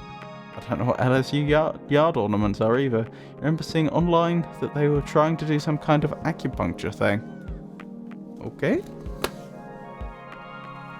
What's Kratom then?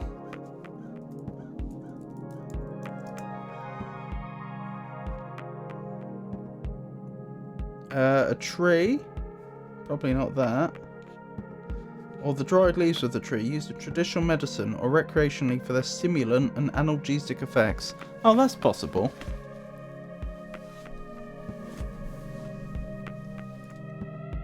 In the end, the schemes always fail, and only the paperbacks remain. My prediction is that Blake probably comes here because he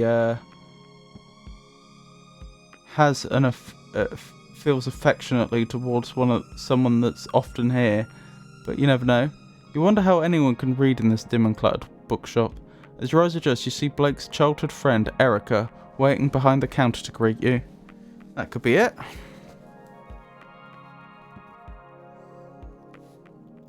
Blake's childhood friend.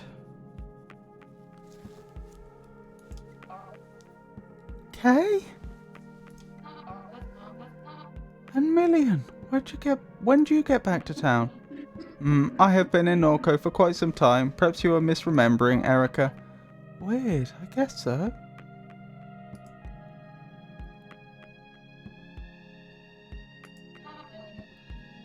But anyhow, I'm going to make a note of that.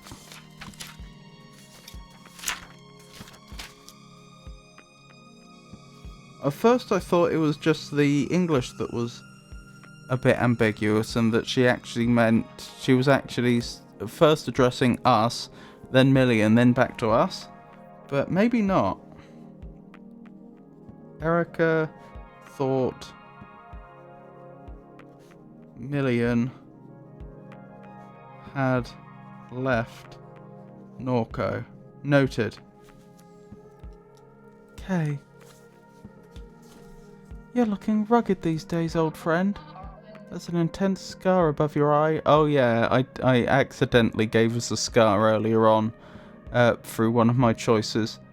It was interesting. We were remembering our past, and I decided...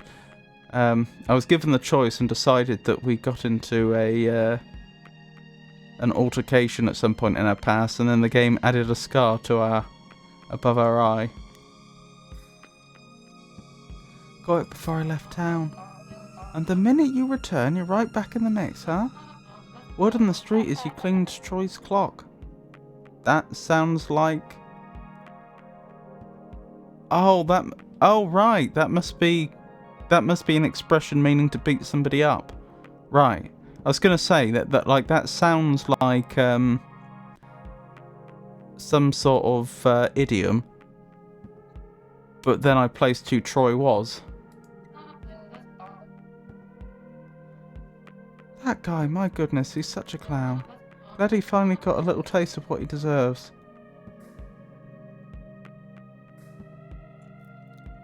It's a shame he got fired though. Yeah, maybe. He's just so...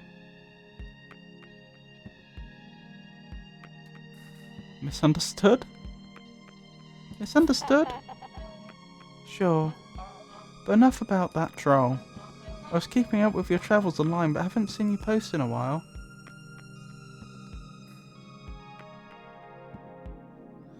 I have so much to tell you. I can only imagine. Would love to grab a drink and hear all about it. For what it's worth, things have been eventful around here as well. Floods, fires, gunfights out in the lake. Rarely a dull moment these days. And of course, your mum was always in the mix. I'm convinced she never slept.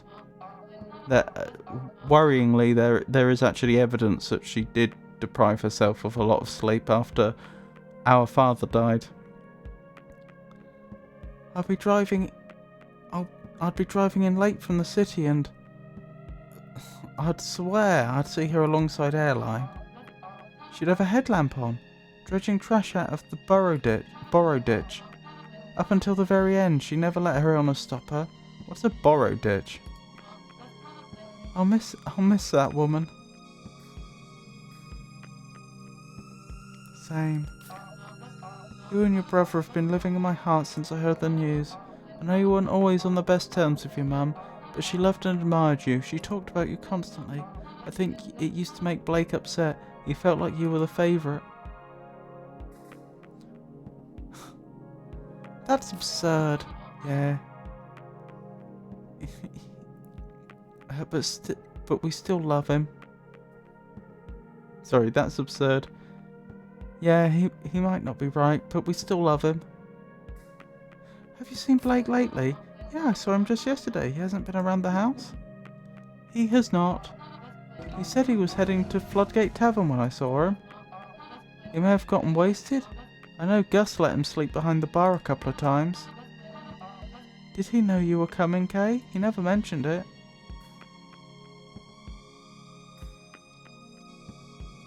I thought he might try to avoid me. Oh yeah, he can be a bit like that sometimes. I've had to be delicate with him recently.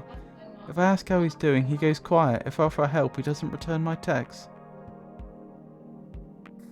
It's a front. He wants help. Sure, but I can only try so hard. If I hear from him, I'll tell him to find you. I do wonder if we're actually determining his personality in the things we say.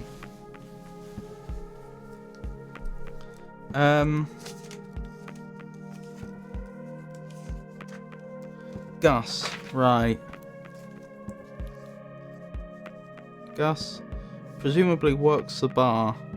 Works bar at tavern. Well, that gives us a lead we can follow. Crouton. So this here is the illustrious Crouton. We found him behind the dumpster out back, licking cardboard. Whatever you do, don't try to pet him. He's a devil. I've got scars all on my hands from this cat. Well, I mean, it'd be rude not to try. What? I got it wrong already? Apparently so. Oh wow, Crouton usually bites strangers. He must like you.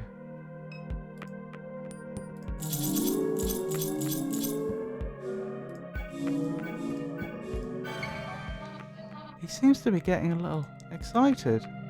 Wow,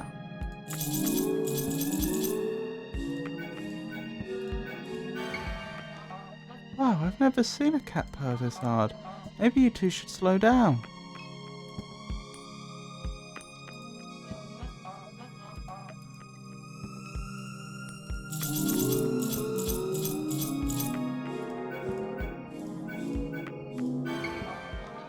No, really, stop touching the cat. Crouton looks like he's fixing to explode. I'm gonna save it in case he does actually explode, but I assume that's impossible. Since this is supposed to be a cat. Again, this is one where I would reload, because I feel like it's important to... It's helping me understand how the game works.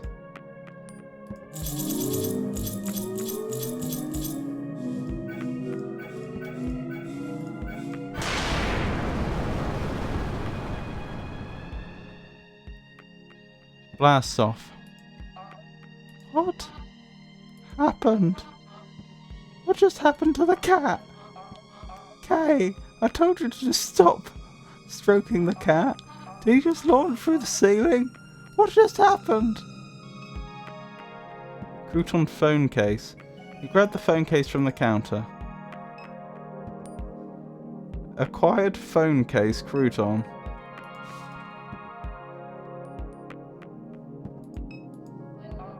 Kay, I love you. I know you're going through a hard time, but I'm a little upset. You launched the cat through the ceiling. Just give me some space, okay? Well, that was an unexpected event.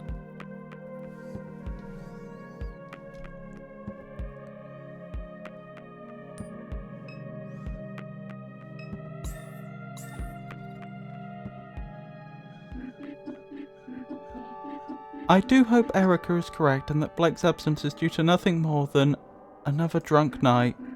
Another drunken night. My intuition leads me with a sense that something is wrong. Do you feel it too, Kay? Does something feel strange to you? Catherine.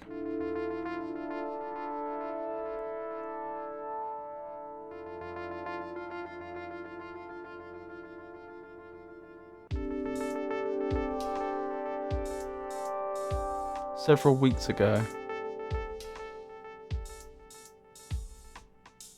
Greater New Orleans, Neural Versioning Clinic. Clinician, what brings you here tonight?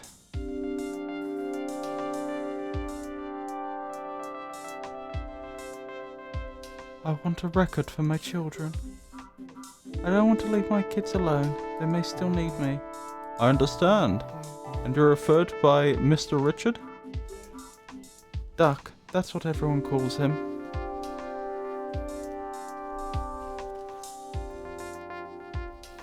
That's interesting.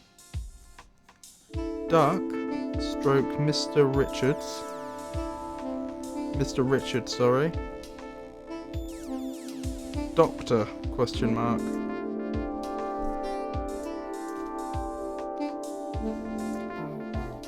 Yes, Duck.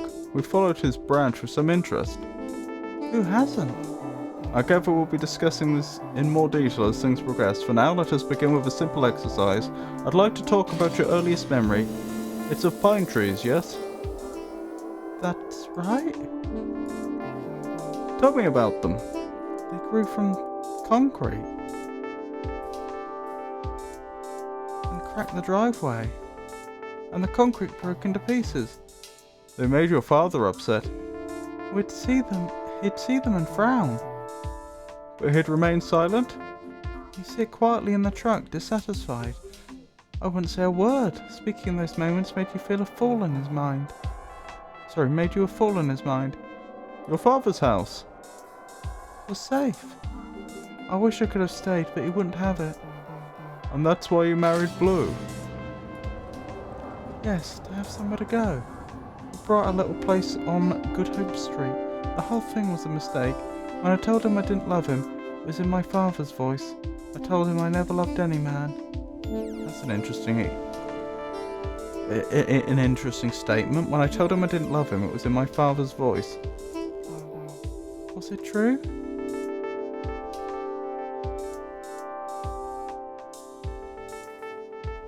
No. That was a difficult night for you. It didn't feel real. Where was Blue?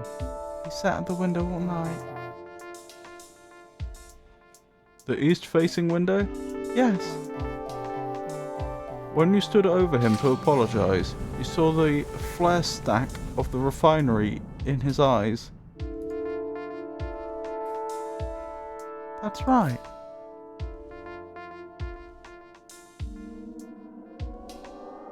Maybe I only get some of these memories.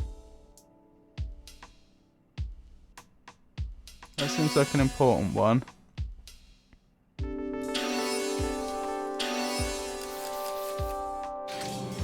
Interesting. I get the feeling if we replay this game, we could play it very differently. So presumably we're committing those memories to the image that's being created of us. I get the impression that this imaging service is going to create some sort of computerized version of us. Perhaps that's what's inside the Madonna, but then the Madonna was supposed to be very old. So that doesn't quite figure. How was it after that? In the time before he died? We circled each other in wide orbits. I'd hide at the centre of the house nursing Kay, and I'd leave when I heard him step out. He'd sleep on the couch or next to her crib. He'd sing her old Cajun lullabies, pet her head, whisper to her about his life. And then there was the explosion. When the cat cracker blew, they say he fell 5 stories. We went to identify his body on a Thursday night. I remember the tempo of the streetlights as the police scattered across the East Bank. I carried Kay in a blanket. She never cried.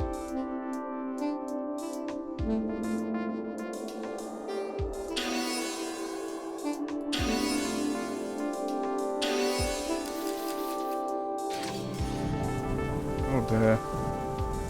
Tell me about this man. That looks like the man that Kay saw in the ditch. I would see him from time to time around Norco. This was many years back. That's weird. So sounds like it could be a real person, or an hallucination shared between Catherine and her daughter. but several weeks ago Blake saw someone passing by the house. I think it was him. Why? I just do. The robot is no longer there to deter him? Million? Yes. Could be it. So Million was gone. What was your first encounter with Million? Let me think. She came to me in the parking lot. Kay was about 12 years old at the time. She knew Blue from his days at the aluminium refinery. I stared for a long time into her constellation of eyes. They swirled in a kind of desperation. I took her home knowing it was another mistake. You were reckless in those days. I welcomed any trouble I could find.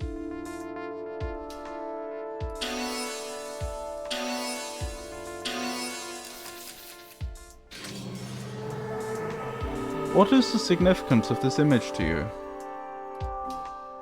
Oh, imagining birds to be radiant balls like Kay was doing at the beginning of the game. I don't know. That's what I'm trying to find out. It's a sphere. It followed me in the lake. When? Recently, a few weeks ago. This is where Mr. Richard's branch factors into your biography? Doug's version escaped.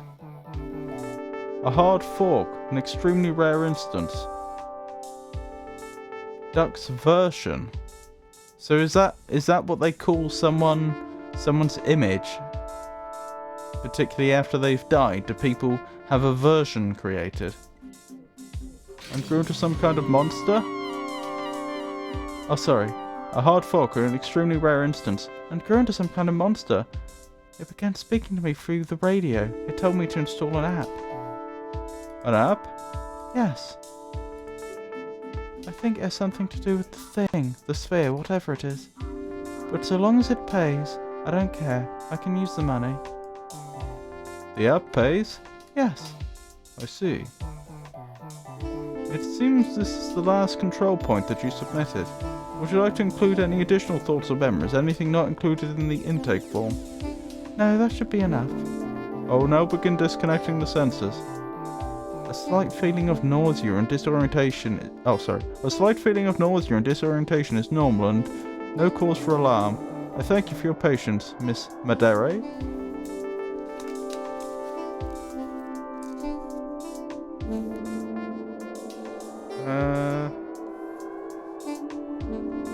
Catherine Madere. That, of course, being her married name, not her maiden name.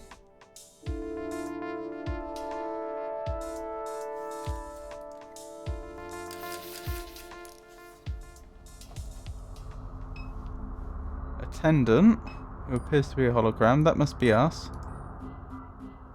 No idea what Super Duck wants from me. Better check my phone. What? Wallet watch.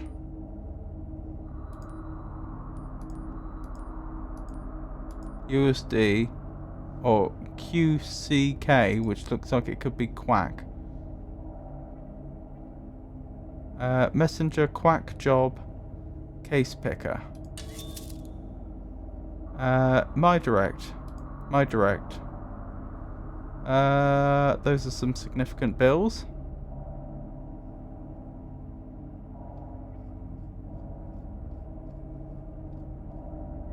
Welcome to the Oxnard My Direct Medical Portal. 6281760 is your verification code. Do not share this code with anyone. I'm not supposed to have this information, but since I do, as in when we go back to playing as Kay, I'm not supposed to have this information.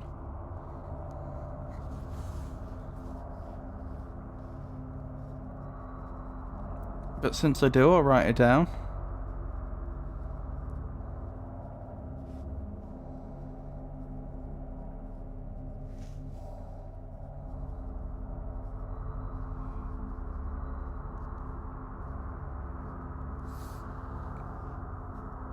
Uh, 6281760.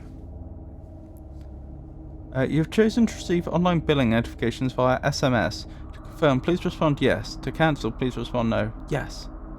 Your SMS notification service is now confirmed. A bill for $1,563.24 has been posted to your My Direct portal. Dum-de-dum-de-dum. And the prices go up and up and up and up. Then there's one for 12,000, 15,000, another one for 15,000, and so on.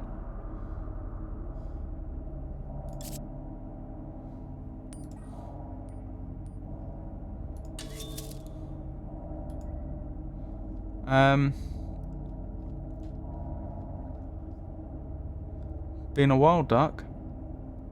Too long, old friend. How's the weather on your side of the tracks? They have me on chemo. Terrible. I don't have long myself. They got me carrying around a tank. Blue's waiting for us. I don't doubt that for a minute. Praise the glory of God. Something on your mind, Kate? Don't want to raise your blood pressure. Try me. Super contacted me. So he did. Don't mess around with that. Where you went? Don't mess around with Super, Kate. That thing's got no soul. Like to ruin what all it touches. I need the money. They don't take money where we're going. I can't leave it for the kids to clean up. Blue left them a little bit with how he went out, but I was a fool. Don't worry yourself like this at the end. Find peace. No peace for me. Don't get mixed up with that thing, Kate. I'll tell you now. It won't go how you want it, Kate. Goodness, Kate. Hope you're listening.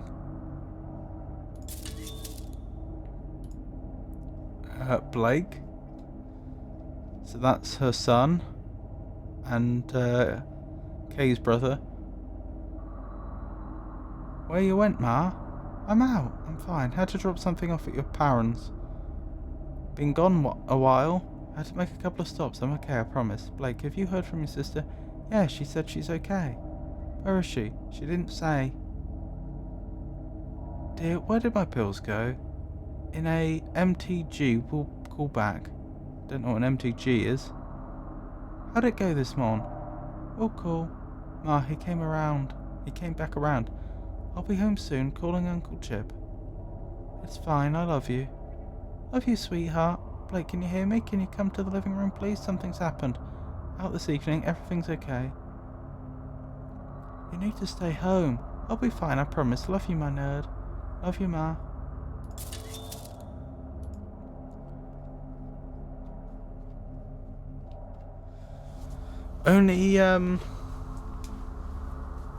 So our only contacts seem to be Duck, Kay, and Duck and her children, Kay and Blake. Just checking in. Please text when you can.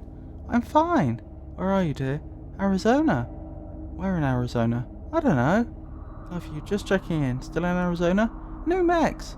Be careful. It doesn't seem safe to be there right now. Call when you can. Getting worried, Kay? Blake says he hasn't heard from you. Really concerned. Please call. They put me on another round of chemo. Would love to hear from you. Call? That must have been when she threw her phone into the Rio Grande.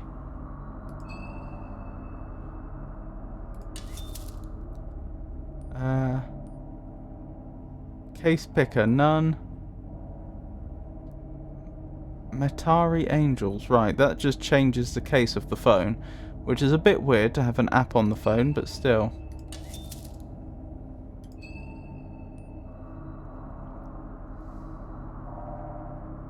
Quack job. It says here I need to go back to the Curious Duck. Install Quack. Complete. Install Quack job and set up multi-factor authentication. Meet contact at Curious Duck. The Curious Duck is the nearest rendezvous to your location. More information awaits you there. Receive orientation. Incomplete. Receive orientation at Eagle Janitorial and Paper Supplies in Fat City.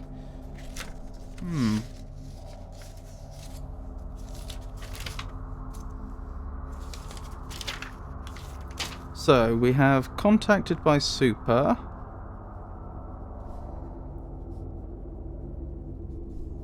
Duck fought them no good.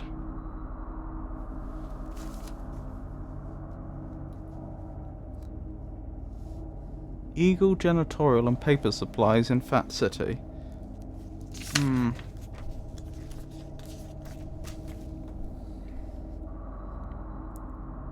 Eagle Janitorial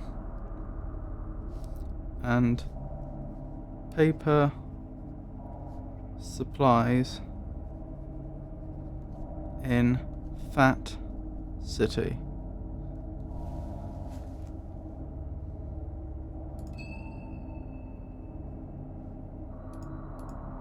Order ride, no service. I think the only thing we can do is speak to this attendant. Non-VC, interesting.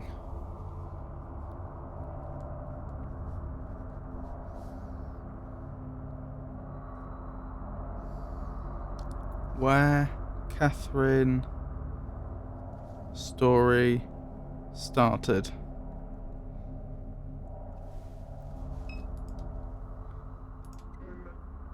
Ma'am? Ma'am, are you okay? My eyes are just playing tricks on me, I guess. Vertigo and visual distortion are common side effects of a versioning session. Should I contact our on-call physician? No, it's fine. Very well. Last name? It's Madere. First name Catherine. One moment. Oh, perhaps this isn't a hologram. Your head drive is fully synced. You've chosen our silver tier. Your product does not come pre-installed with adware blocking services and is provided as is without warranty. You are eligible for a free sync anytime before the new year. Thank you for choosing the Greater New Orleans Neural Versioning Clinic for your cognitive versioning needs. Greater New Orleans Neural Versioning Clinic.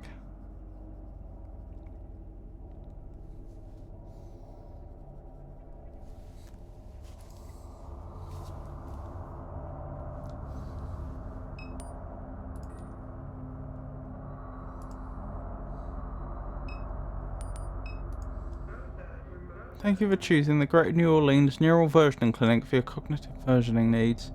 That appears to be everything we can do.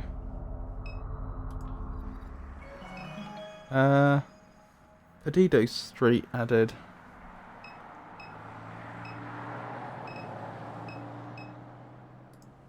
The uncanny smile of personal injury lawyer Martin Smart hangs above Interstate 10. His eternally coiffed hair clings desperately to his head. His hallmark blood-red tie catches the eyes of drivers speeding east. Just a click away, the sign reads.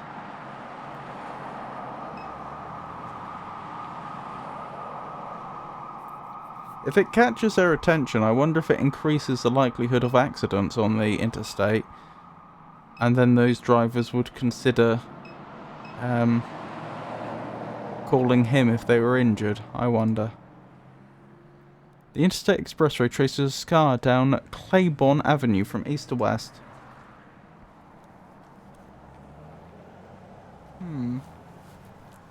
I don't know which way we want to go.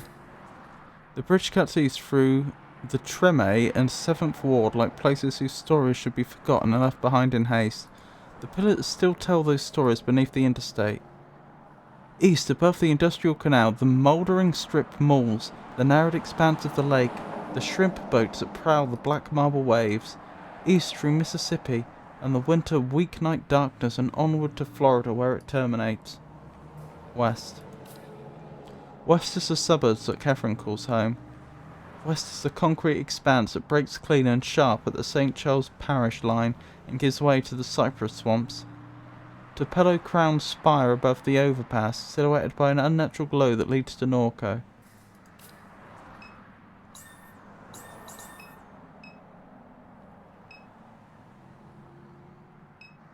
Where's the overpass? Like, I can see it here on the map, but it should be on our screen as well. Given... I mean, the clinic's there, and we can see it in the periphery of our vision. It should be, like, here, but I don't see it. Oh well. I suppose that doesn't matter, because I can always navigate using the map instead. Puppet Theatre. Onlooker. Charity Hospital. Perdido Street, City Hall, French Quarter. Neither of which is the charity hospital, so I guess we can't go there. Any luck? A newly refined Art Deco structure glows beyond the overpass. They turned charity hospital into an arts loft. Disgusting.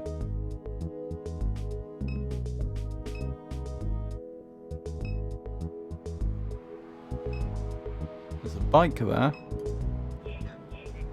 Showgoer. This is taking forever to start. I'm starving. You been to any of these yet? No, what is it? A puppet show. They always start late. I told them I'd help load the gear, so I'm stuck here until it's over. My stomach's going to eat itself. A makeshift puppet theatre. The curtains are closed. Maybe I'll come by later to see what this is about.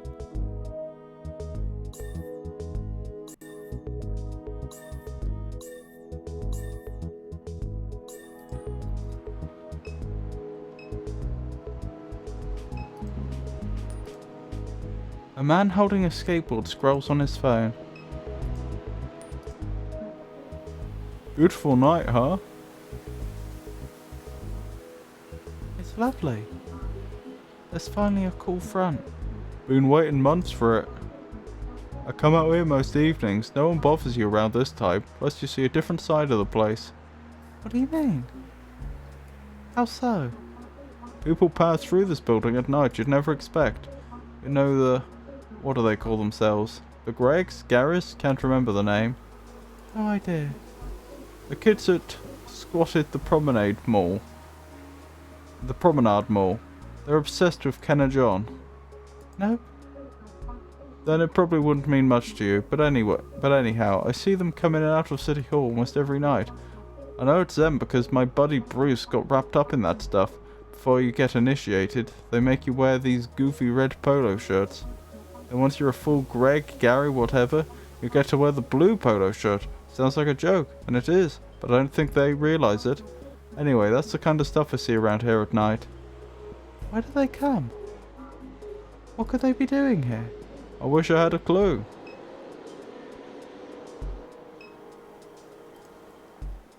A figure sits at a desk overlooking Duncan Plaza on the deepening winter night. It watches the fingers of a cool front animate the tops of oak trees in the park. That's an interesting turn of phrase. He watches the fingers of a cool front animate the tops of oak trees in the park. He watches the last remnants of commuter traffic leaving Canal Street, the pulsing tail lights, the shift workers running towards the bus.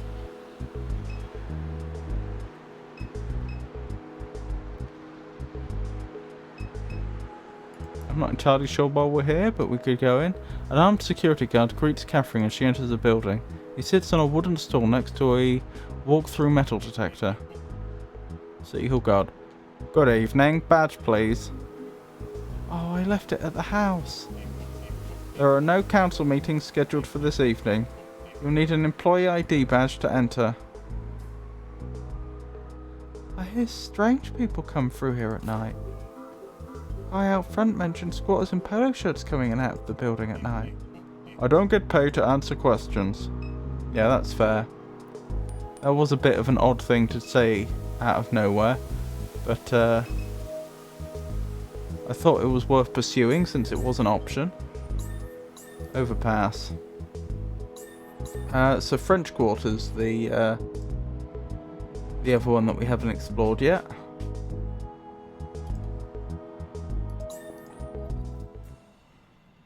Interesting.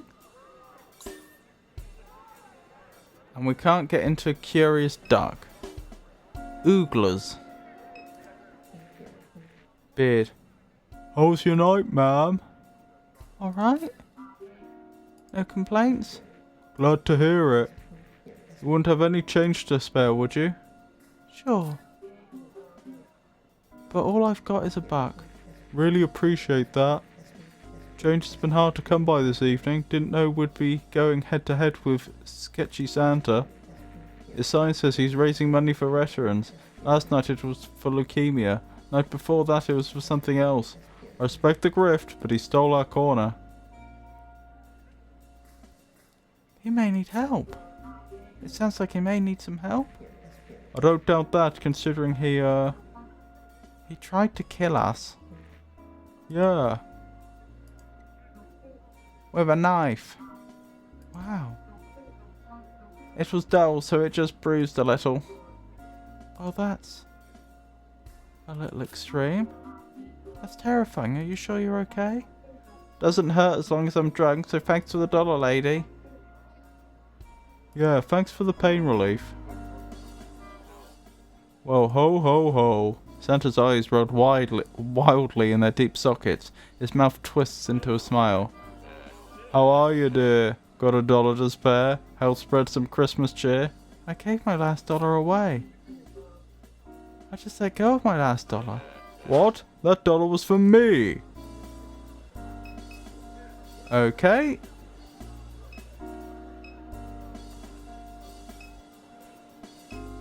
Bit of a strange interaction, but still. Tour guide. And that is why Mary Laveau opened a t-shirt and camera shop on Royal Street. At Chesfestad. That's not scary at all. Round glasses. I paid for a ghost tour. If we're just going to walk around looking at t-shirt shops, I want my money back. This is a Jazzfestad. This is a farce. What kind of tour guide are you? Well, technically, I'm not one, but... Jazzfestad. Excuse me? Tour guide. My roommate is... Jazzfestad. Then where is he? Tour guide. Long story. Count glasses. I came all this way because the website said it'd be fun. Tour guide. I'm having an alright time. Round glasses. This city was supposed to be enchanting. Tour guide. Anyone trying to... What? I think... Yeah, I think that was a drug, Molly. Is that methamphetamine? Anyone trying to get some methamphetamine? Round glasses. I hate New Orleans. Well, that was an interesting interaction. Vendor. A hot dog vendor sits behind a large plastic cart. He looks up eagerly as Catherine approaches. Oh, hey. Hi. He watches Catherine with a silent grin. Flanlass. Interesting. So is this... I'm Flanless, and these... He makes a grand sweeping gesture above the pot of vague meat. Are my hot dogs. Would you like one? Sure, why not? I'm dying anyway. Really? You're buying a dog? That's fantastic, that's great. You seem a bit surprised. It's just been a while since I've gotten some business. Been a little slow, haven't ordered new dogs in a while. So these are old dogs. Nothing to worry about, they keep well. How old? Business was popping, like I was doing really well back in YX2D. YX2D? That's nearly a decade ago. How would you like yours dressed? Tell you what, think I'll pass. I'll be here all night. Anything else I can help you with? Leave. Curious Duck. There's a small plaque next to the door, says Curious Duck. This is the place. Is this where Super suggested we meet? Door's locked. Interesting.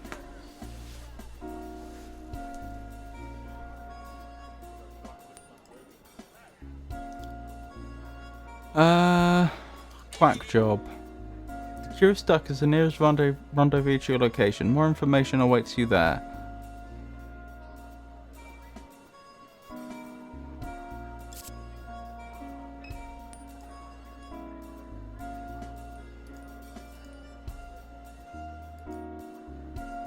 So 0.032 quacks are worth $10 if I understand correctly.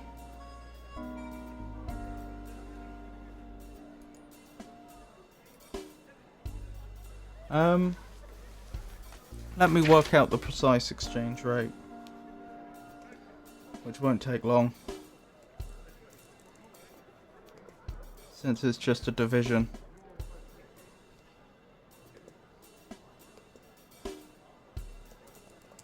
So it's going to be 10.1221 divided by 0.032.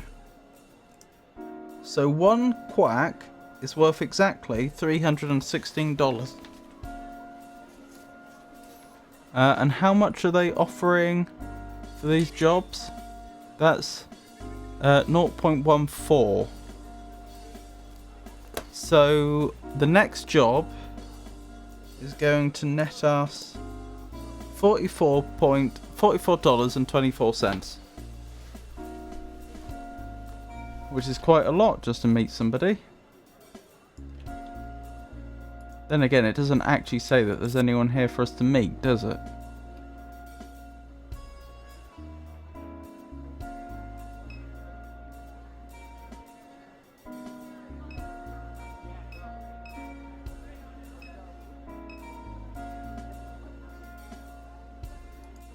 I feel like I'm missing something. For the first time in this game, I'm not sure how to proceed.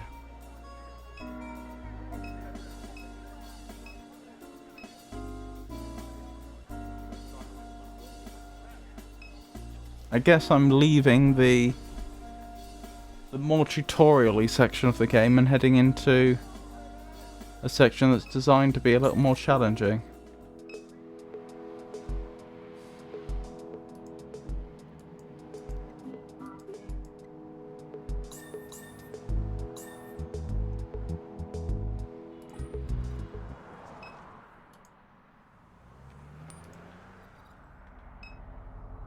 Ah, they're not wobbly anymore.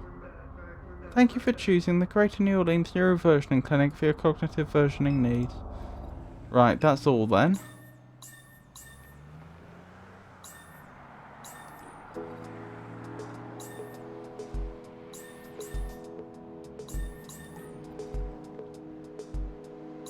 Nothing else seems to be going on there.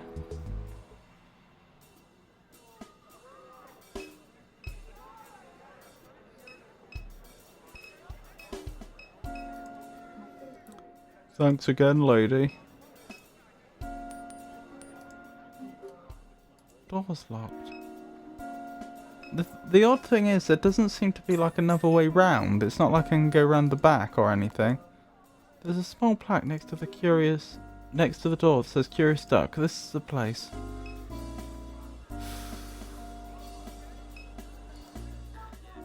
So you change your mind, getting hungry, craving a dog? Curious Duck's door is locked. What's with this shop over here? I was told to come by, but the door's locked. The Curious Duck? Rosie doesn't let anyone in unless they know the secret knock. Ah, okay. Just gonna add these names to my notes. So we have Flanless.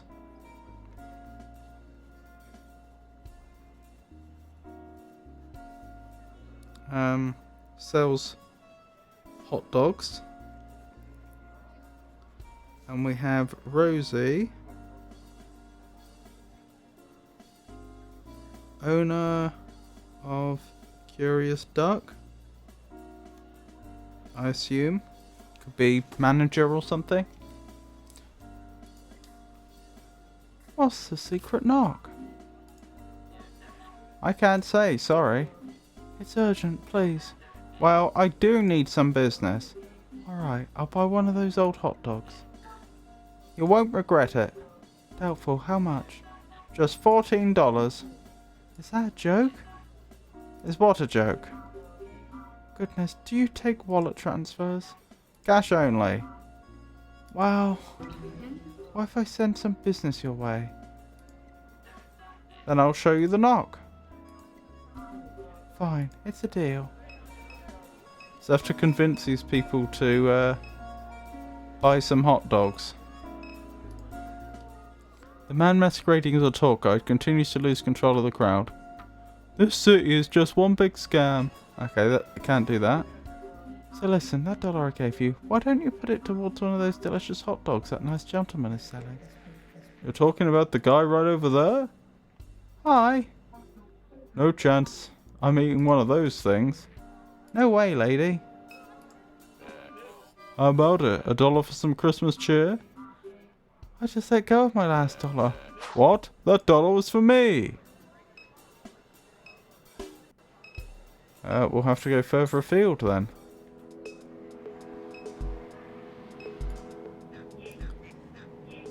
This is taking forever to start.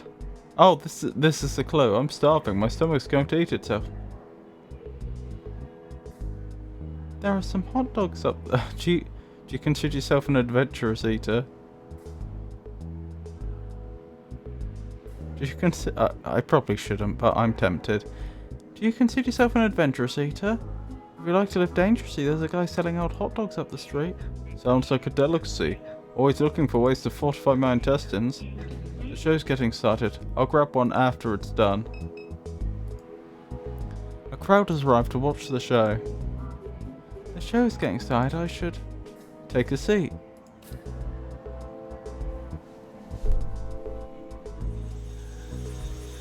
Ooh, lots of eyes. Gator Farm. Next exit. Arrowhead's t-shirts, souvenirs, cold drinks. Gator.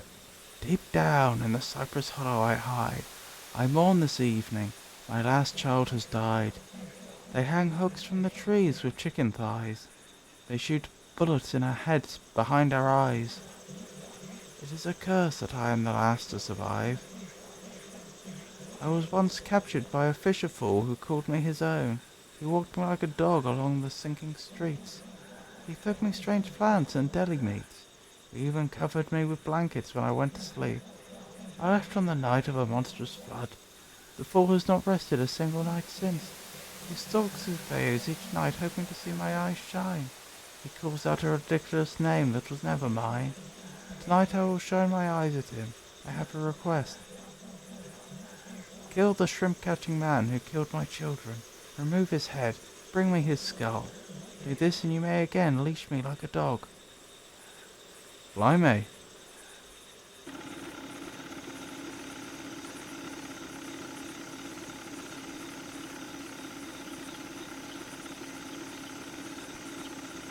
Wait, what?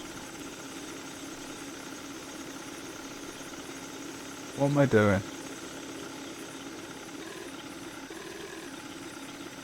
Oh, I'm controlling a boat.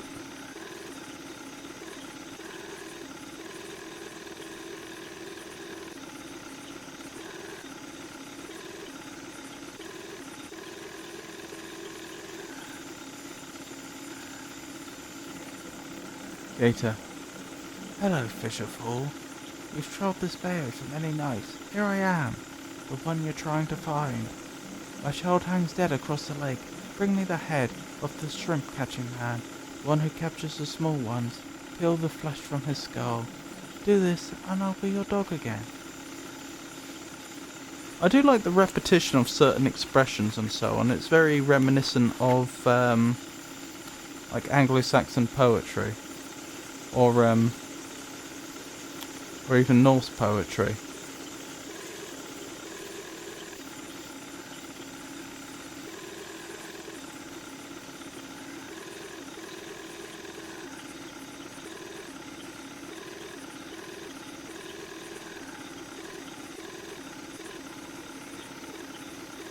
I also like this whole section in the game with the alligator's point of view, and this little boat mini game and so on. It's very creative and breaks the game up quite a bit. How are people enjoying the game so far, incidentally? Because we've obviously started it today, and I don't want to play games that people aren't enjoying watching. How are people finding it? A solitary egret stands in the rush, undisturbed by the boat's wake.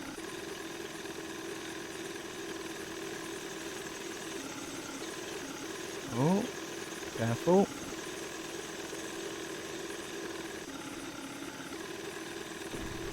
Oops.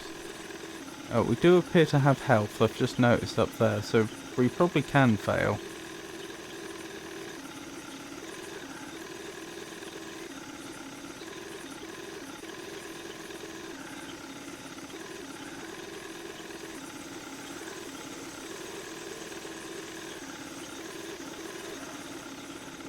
hand-painted cross and votive candle hide in the rushes along the bank. A white bone oak tree towers above the display with a plaque nailed to its trunk. It reads, Monster that took you, promise I'll find. Your daddy, he love you. Rest easy, child.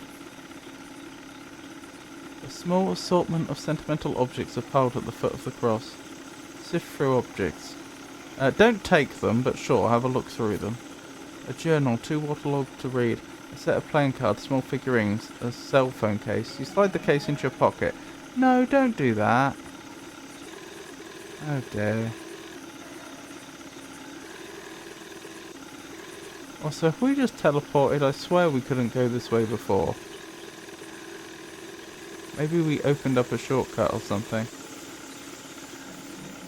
Bring me the skull of the shrimp catching man. Do this and I'll be your dog again. So I'm guessing the shrimp catching man killed the alligator's child because it killed his son. Again, this sort of blood feud is very reminiscent of like Norse, ancient Norse culture.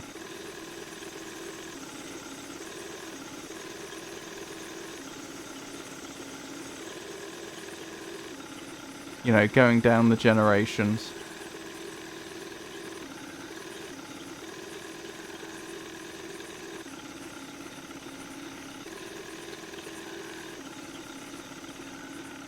Three crows watch from the power line that runs along the bank.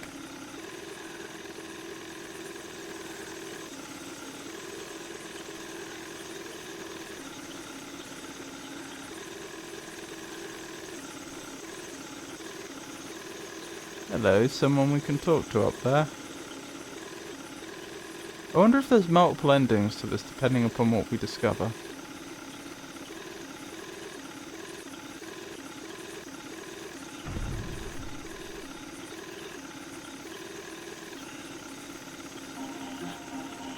Shrimper, been a long time. I seen anyone down this bayou. They all too frightened anymore. Biggest alligator ever to hunt this lake. She makes a den just across the way. She took my child from me. I buried him where I found him, near where she stay. I visit that site daily, hoping I might catch her, but she knows better than to show her face. Well, one to cut out that big skull of hers. That'd be something worth bragging on. It'd be a roadside marvel. There'd be money to make. I see that rifle you're holding. What do you say?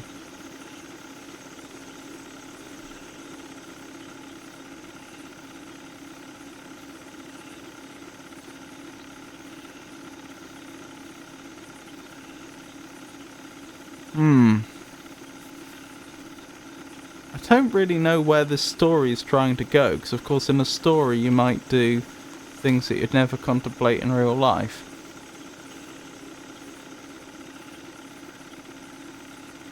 Refuse. Suit yourself, carry on, stranger. Oh, if I go back, do I get offered the choice again?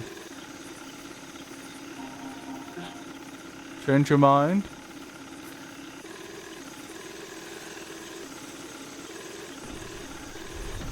Oh dear.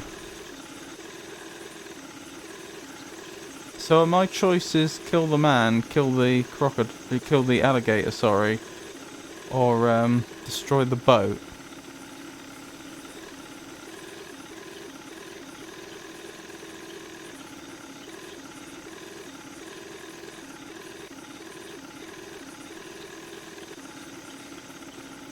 An alligator hangs dead from a meat hook fastened to the limb of a cypress tree.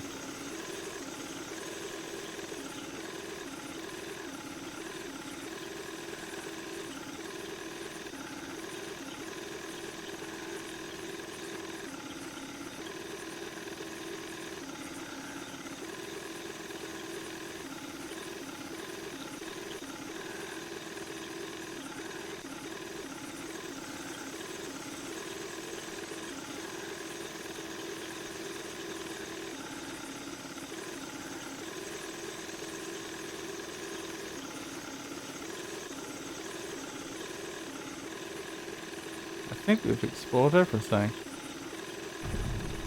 Oh dear. Was this the way to the crocodile? Sorry, the alligator? No.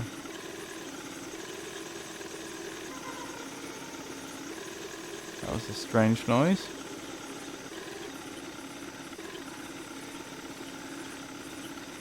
Ah, I see. That helps tremendously.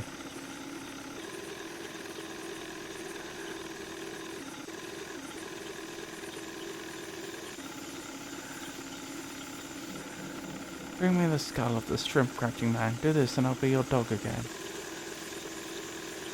Okay. Given that the way that the game seems to work, and that this is supposed to be a story, not, this doesn't have any, there's no reason to believe we're depicting real life events here. I guess we'll kill the shrimp catching man. It seems like the sort of thing that you would have in a cautionary tale like this.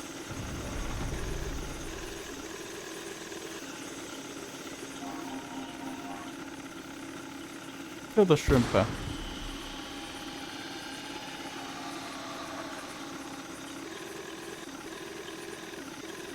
I'm wondering if we're just gonna get eaten by the alligator.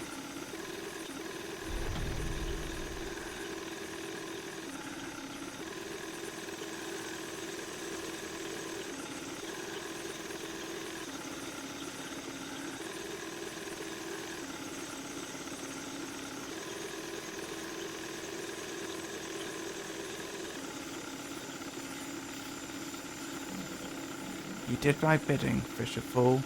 Just like an obedient dog, each day you held me captive, my patience drained.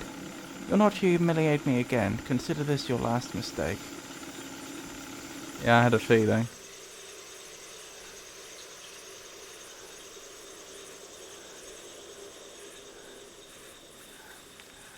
Haunted Bayou Ghost Tour. Fisherman Blight.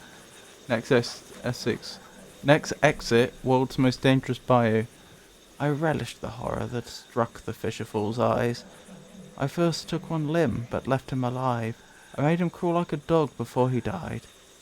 Oh.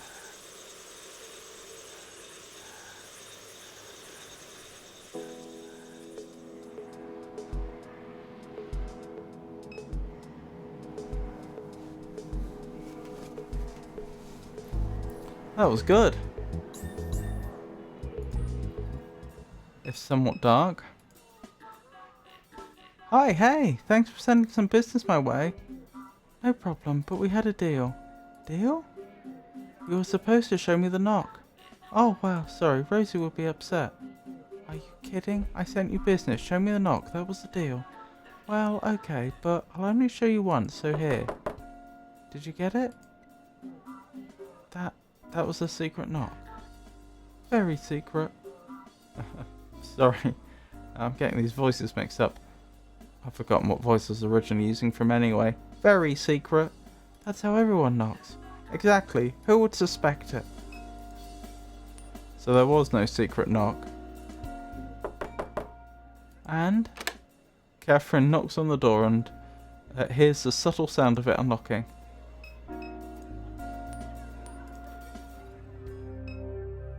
Oh, Crouton. Isn't it the same cat as before? I mean, since we're here.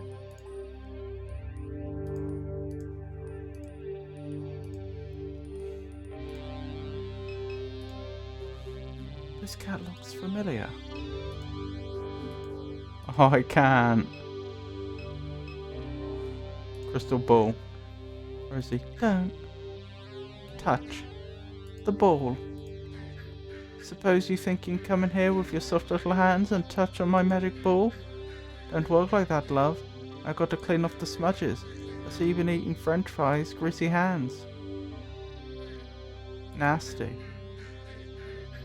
You must be one of them super duck people, always coming around here looking down at they cell phones. Greasy hands, terrible. The app said I should come here. The app? Yes, ma'am. Something not right about you. You a drughead? I'm sorry. Is this the right place?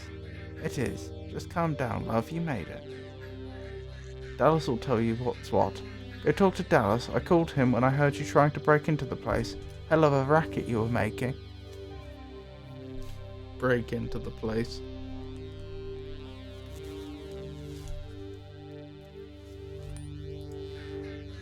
Jiggling on the handle like you couldn't get hold of it? Now I see why.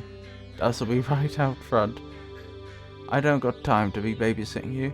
Now that I clean all this up, stains all over my ball, you even check your shoes before you came in. They're clean. My shoes are clean. Well, I know that's a lie. And one last thing. That gemstone you got hanging from your neck? That thing ain't real. I know. Trashy. Charming. Boxes. Unopened merchandise boxes are pushed to every corner of the room. Trinkets. An odd jumble of Mardi Gras beads and other trinkets spills from the table. Dolls. Mass-produced novelty voodoo dolls and tribal figurines clutter the display case. Novelty New Orleans themed t-shirts line the back wall. Books. An overpriced selection of travel guides, cookbooks and haunted histories of New Orleans fills the shelf. Plastic simulacra of ceremonial masks hang on the wall.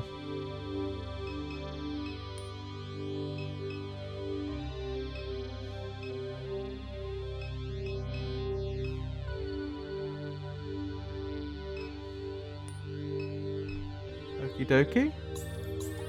So Dallas we're looking for, is it? Is that Dallas? Presumably. Guessing you're Catherine. Wait, the mascara, did you see it? That's right. Rosie debriefed you. Was that a debriefing? I don't know if that's what I'd call it, but sure. She can be kind of. He cast his gaze into the sky and back to Catherine. Never mind. Quack Job should have a ticket with the information we need. No reason to stand around. What's Super Duck? What exactly is Super Duck? It's a way of making money. Right, but... It's an intelligence of some kind. I don't know its purpose. Don't know why it exists. None of that. There are nodes all across the region. Points where you can speak with Super Duck directly. These are all things Rosie should have told you. Not surprised she didn't. Tell me about Rosie. What's Rosie got to do with any of this? There are a dozen or so rendezvous points in addition to the nodes. Rosie's shop is one of them. She must be making good money offering her place to the network. Probably the only reason she keeps it going. Doubt she sold merchandise in years. Locks the doors to discourage customers. Guess you could call it a front. Have you been on Quack Job long? Been doing this since before there was an app. But Super says use the app. I'll use the app. Makes no difference to me. Let's go. I'm ready. I did wonder what that was under his neck. Like there. Like what's going on there? Is that a shirt with like some sort of gemstone brooch or something? Or is that... Or am I looking at like circuitry on a cyborg or something? I'm not sure. Me too. Check the app and let's get moving. Dallas joins the party. Only reason I ever came to the quarter is for work. How'd you get involved with Super Duck? This all used to happen on Craigslist. Posts showing up, the strangest things. I was bussing tables uptown. Couldn't swing rent. Had a kid to feed. Started responding to the listings. What's bussing?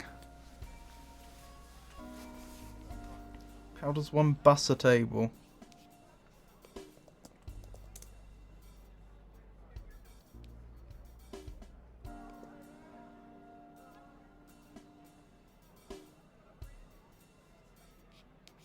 I don't know. Wiktionary suggests it's an alternate spelling of B-U-S-I-N-G, and you follow that, and it just tells you that it's It means transporting by bus. So I don't know what bussing tables is. I'm not sure if that means he was acting as a waiter or if he was some sort of con artist that does something to people at tables or what. I don't know. First one I ever did was steal a head drive. Broke into a man's house in Norco, stole it right out of his office, brought it to another house. People there were just like me. Just like you how? I think he means had no idea what's going on. Didn't know anything. They were there because of a post, just like I was. The house wasn't theirs, nobody knew whose house it was. They plugged the head drive into a wall, they gave me some cash, I left.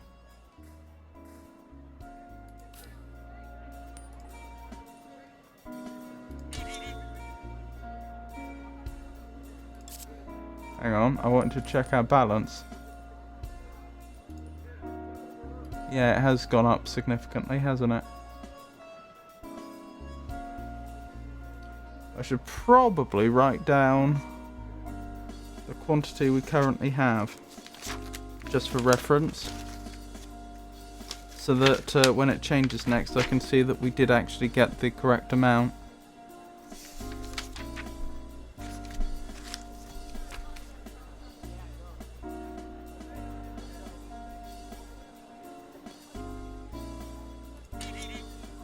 Right, receive orientation at Eagle Janitorial and Paper Supplies in Fat City. So I guess we're going to Fat City. So that's why she was doing work at the lake, digging around the lake. Presumably it was related to Quack Job. Oh, this must be the app that they claimed Duck asked her to install. But presumably they were confused because she knew somebody called Duck, whose real name was Mr. Richard. But the group she's working for now is called Super Duck. So presumably the people, like friends and family she was informing them that those people that she was telling them about the app, I can't get my English right. The people, friends and family she had told about the app, presumably they got confused and thought she was talking about Duck, the friend, not Duck, not Super Duck, the group she was working for. What's next? Check your phone. Quack ought to have the information we need.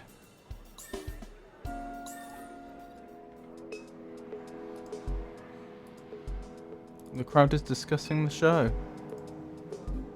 Show's over, but the crowd hasn't left. Maybe they're hoping for an encore?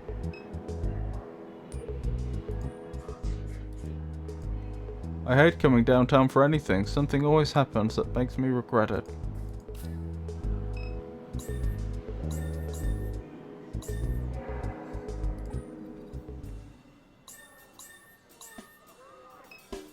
Yeah, I'm unclear on how we proceed. Oh, can I get a ride now? Has that changed? Yes.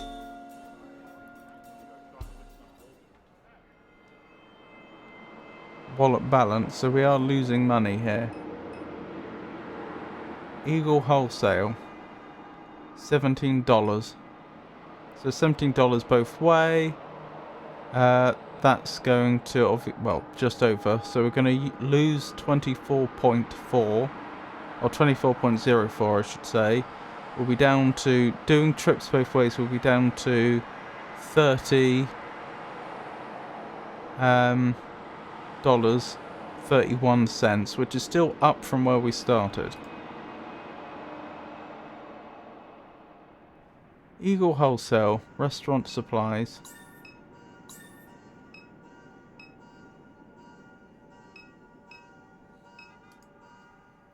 The doors are locked. The office is closed. Traffic.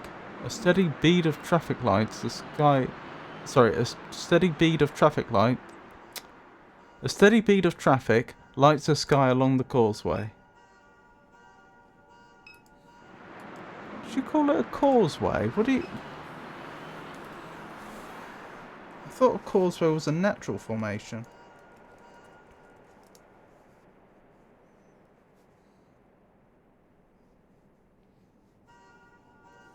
A road that is raised so to be above water, marshland and similar low-lying obstacles, which in some cases may flood periodically, e.g. due to tides. Originally causeways were much like dikes, generally pierced to let water through, whereas many modern causeways are more like bridges or viaducts. Oh, I see. Giant's Causeway, a natural geological formation in northeastern Ireland. I see, so it could be natural or it could be man-made. Right.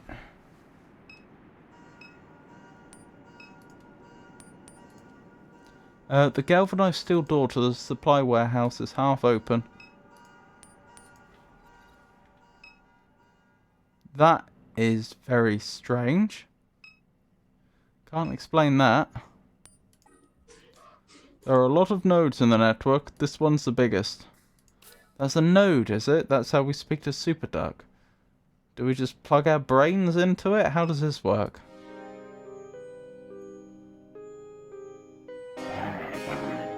Okay. Catherine, you made it. Finish Act 1. Oh, we've gone back to the other story. This is her daughter a few weeks later. This is Kay. Kay and Million, the android. Act 2, Refinery Eyes.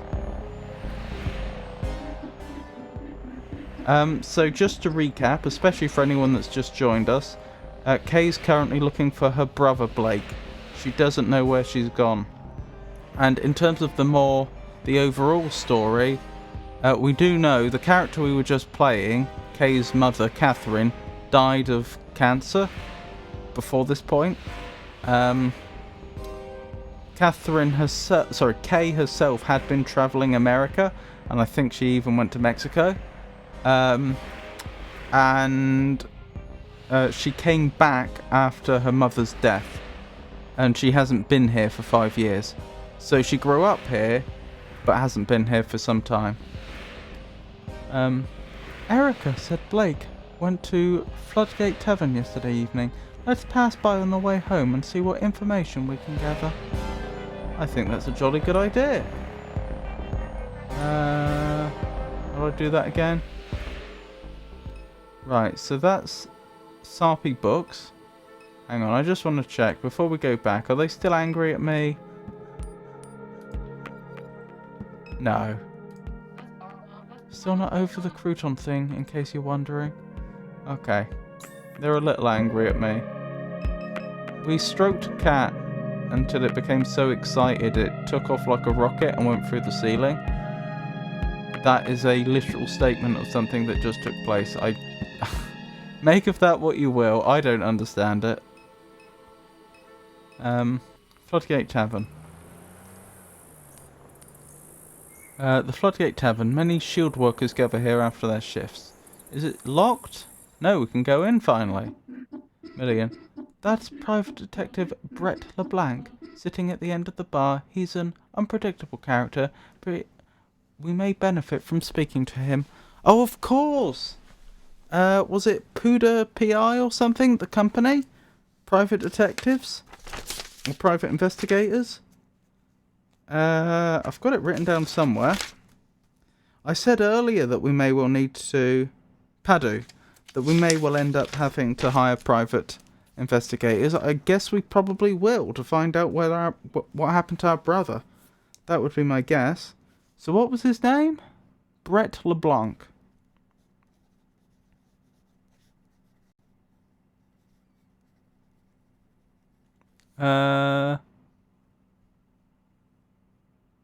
Private detective. I guess that'll do for my notes on him for the moment. Why are you looking at me like that? I still got chili on my face. Black ink of the mind. Unlock 50% of the nodes in the mind map. Oh, we need to revisit the mind map soon. In fact, we could do it right now. Let me just save quickly, so that we definitely have saved the game recently. Wonderful. Let's carry on. Mind map. So this seems to be a map of all the people in the world that we know about. Reports of construction. So it's not just people. Your mum was investigating reports of construction in the lake. She found no evidence of it, nor who might be behind it. Well, if she found no evidence of it, then it's not surprising she found no evidence of who might be behind it, because how could she find evidence of who was behind it without finding evidence that it actually took place? LeBlanc. Private investigator Brett LeBlanc. Okay, there's no further information. Oftentimes when we click on these nodes, we get dialogue prompts and we can explore the thought further. And we learn additional things about those people based on the main character's memories. But that doesn't seem to be the case here. The LCD pulse of the evening news makes pale shadows across the bar. An image of a man with a long grey beard hangs over the news anchor's shoulder. Another pipeline explosion has left residents of Lower St. Charles Parish shaken. Shield officials have determined that the source of the explosion was due to a botched attempt by oil pirates to divert the flow of oil into a stolen barge. A man familiar to local law enforcement, known only as Lucky, was among the pirates. Shield officials say he is believed to be hiding in the Bayou woods along the east bank between Kenner and Laplace. We may have met him then. I think I may know who they're talking about. Oh no, because the person we spoke to said that police were out looking for somebody, a criminal, in that area. So, of course, that doesn't prove that it wasn't him. But,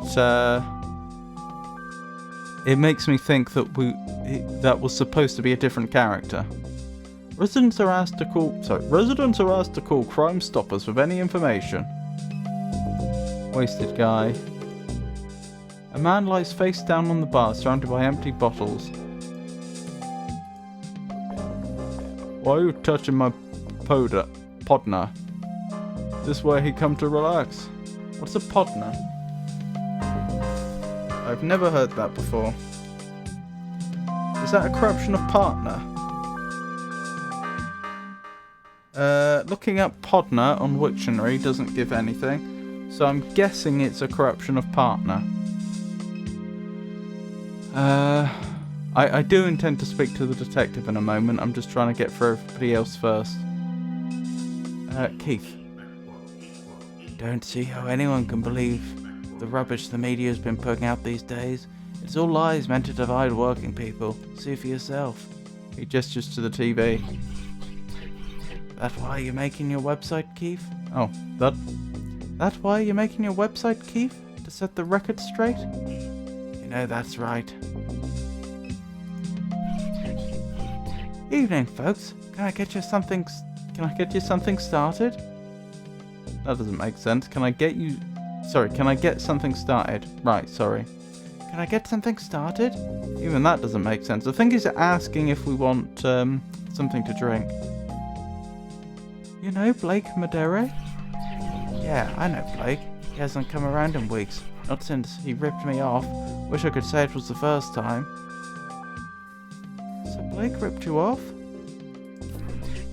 I had him catch some sleep right here behind the bar after the last call, and wouldn't you know, the boy walked off with the register. I knew he'd be getting himself all messed up on drugs. Was trying to give the kid a chance. Gave him some chores around the place. Done with him now. Done with him. Someone said Blake came by here last night. Nah, he'd be a fool to show up here after what he did. Good for now, thanks. I changed his voice, didn't I? Never mind. Sit here long? I can never remember their voices, I'm sorry. Sit here long enough, you never know who might pass through. Hey Gus, look at this dynamic duo. Not sure I've seen these two around here before. Sure, Gus. That filthy one right there, that's Kate Madeira's oldest. Other one's her robot. You pull at my leg? That's Kay. Blue's baby. Come on now. I worked the turnarounds with Blue. Good man. Great man. Had some stories, him. How come his kid came out like they did? I'm wondering who they is in that sentence. How come his kids came out like they did? Oh, I see. Them. How come his kids come out like they did? Look how this one's dressed. Looks to me like she headed to the job site. Or the circus. Blue passed before his time is why them kids don't dress right. Blue knew how to dress. You're right about that one, Keith. Sad the way the kids turned out, but forget all that. Just talking as if we're not here. You two are lucky to be stumbling in while I'm sitting here. You're in the company of a top-rated professional sleuth, and I happen to have a bit of information. What is it? Is it about Blake? This ain't got nothing to do with Blake, for once. This more, you know, mysterious. You like mysteries? LeBlanc, please. Time is of the essence. Cool your heels, I'm getting to it.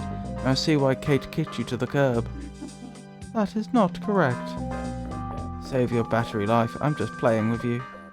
Tell you what, why don't you get me a drink so we can talk?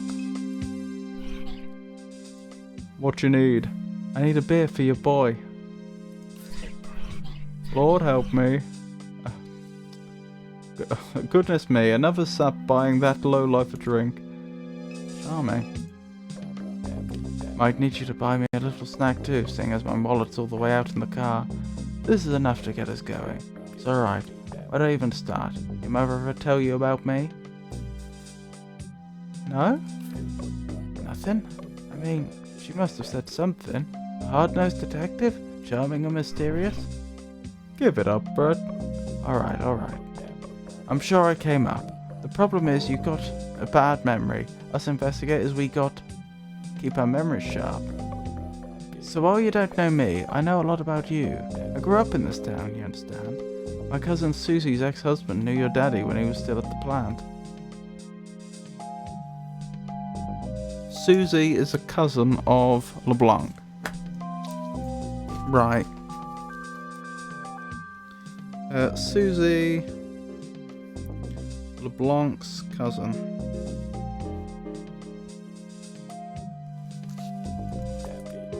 And Catherine? She was a few grades above me at Sacred Heart.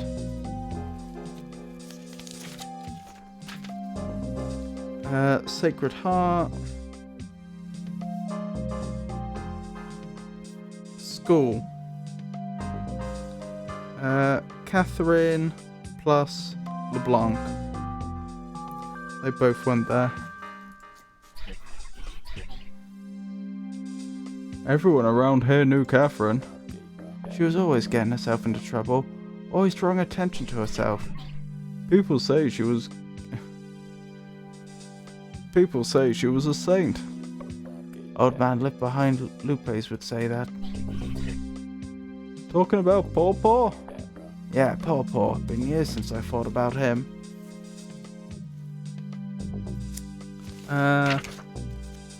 Paw Paw. Old man behind Lupe's. Noted. Lot you could say about Paw Paw. He'd whisper some rubbish and get everyone repeating it. Wasn't all rubbish. Saying someone like me, a child of Christ, you know, that rubbish. We're all Christ's children.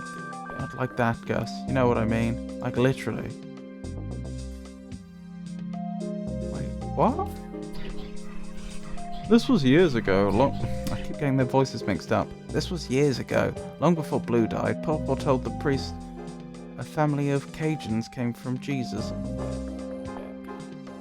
Said Catherine had, how you say it, like Jesus' blood, got it from her daddy's daddy, and sewn all the way back to the old world. Like in that movie, one with the volleyball. That ain't the right movie, Gus. It's the one with the priests and stuff. I don't know. I don't watch movies. Figure some of that's likely to be true. You'd believe any rubbish, Keith. No disrespect. Catherine never noticed. She was off on her own planet, wild as she was. Pawpaw never wanted to be seen. He was watching Catherine, but she weren't watching him. Blue wouldn't let no man like that near her anyhow. You got a point there, Keith. It'd be foolish to get in Catherine's way. Where she went, trouble followed. But I admired her, and she admired me. Who wouldn't?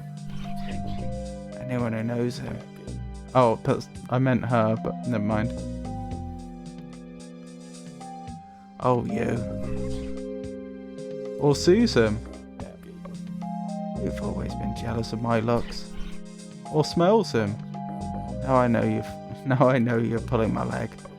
I sprayed this whole suit down in cologne just this morning. Don't mind Gus. I always been the handsome one and he gets jealous. Made me forget what I wanted to tell you. Oh, that's right, your house is out there near the fence line. Well, that's right behind my place of business. I got a window looks out in the yard, more or less. But this is a pretty long story, and like I was saying, I ain't got my wallet with me. And you want us to buy you another drink? That's a real generous offer, Robot. Thank you for that. Unbelievable. What's it going to be this time, folks? LeBlanc wants another. Sorry, LeBlanc wants another. Word of warning, he'll bleed you dry. This is the cheap stuff. I ain't complaining or nothing, just making an observation. Doesn't taste great. There's real important information I'm trying to share here. Valuable, you might say. Can you buy me the cheapest beer in the house? A little rude maybe, but that's okay. That ain't no problem. So listen here. This is what I want to tell you. My office window looks out on your mama's yard. I'm always keeping an eye on the street. This was a little ways back, right after Catherine passed. I was looking out there on the street like I do, and I'd seen these shield security types leaving the house. They was carrying a box. You saw shield security leaving Catherine's house with a box? That's what I'm saying, Robot. They was walking out the front door with a box, casual as can be. And where were you? Ain't you some kind of security robot yourself?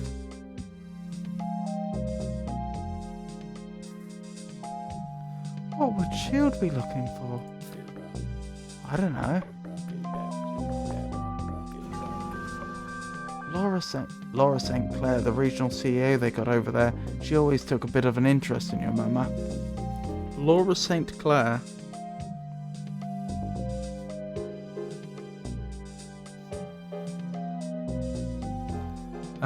Regional CEO. Noted.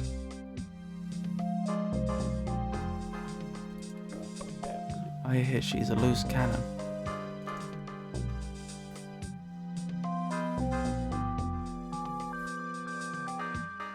What makes her a loose cannon? That's just what they say. You talking about Laura? Piece of work, that woman. Surprised she hasn't run the whole operation into the ground. Only reason the board keeps her on deck is because of her father. A lot of people want her gone. Who's her father? Thomas St. Clair, founded Claire Bionics. Thomas St. Clair. Claire Bionics. Founder. Oh dear. Sorry. There we go. Just my handwriting going astray. They made robots just like your friend here. Million might be a St. Clair unit herself. Anyhow, man's rich as can be. Thomas St. Clair is a servant. Thomas St. Clair is not a nice man. There Gus goes with his rubbish. Not rubbish, it's truth. Alright, Gus. Why would she be interested in my mum? Everybody was. He's right. Everybody wanted what was in her head. Enough about Laura St. Clair. Why didn't you stop the SHIELD agents? Well, because I was busy. With what? You know, just busy. Who cares with what? When are you ever busy with anything? All the time. can hardly get a minute to relax. Then what were you doing? I told you, I was looking out the window and I saw them shield people. So answer the question, Brett. You see these people breaking into a home, you're always coming around here bragging about stopping the bad guys. If I wasn't so busy, I might have killed them. Sometimes I wonder if half these stories you tell... Ask around town, everybody knows I'm a killer. Are just fantasies you make up to convince yourself? I was preoccupied. The detective smooths his tie as a moment of silence settles over the room.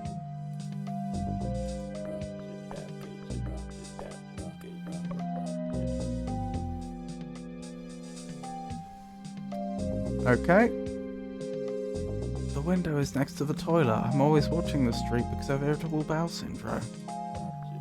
And even oh.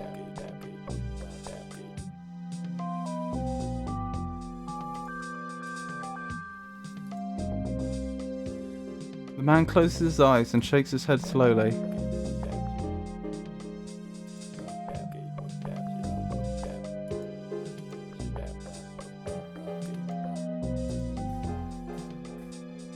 So he was preoccupied is the gist of that.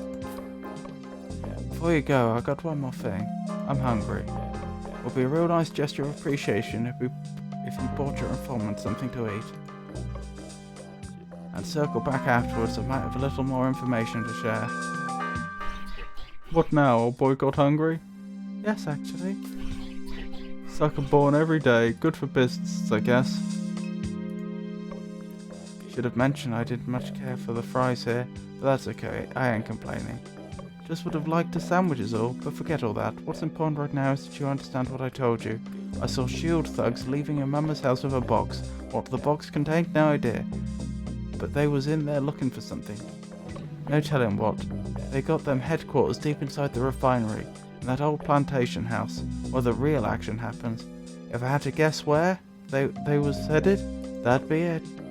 Say, Keith, you getting all this? Every word. Keith's making himself a little news website. What's the name going to be, Keith? I've got a few ideas in mind.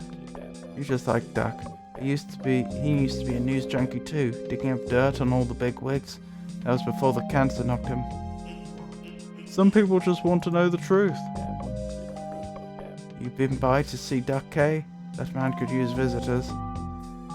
Not yet. You better go see him. That old boy knows stuff no one else does. Where is he? What do you mean?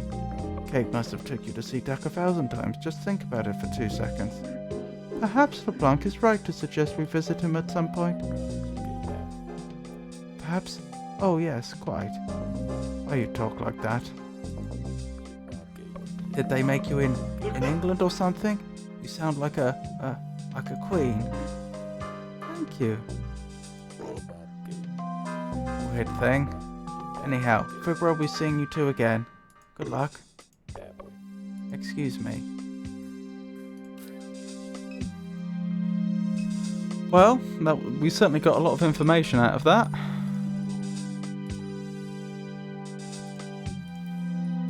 Guess we should go see Duck.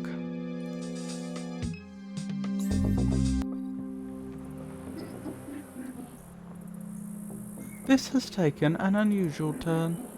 Erica told us that Blake was heading here yesterday evening, but the bartender says that Blake hasn't come by in weeks. Something may have happened on his way here.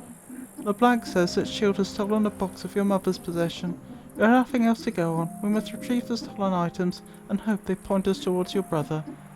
Accessing Shield's headquarters won't be easy. Without assistance, perhaps impossible. I suggest we recruit help before attempting it ourselves. Interesting. Who would we go to? Do we know anybody that could be helpful? I don't know if we do.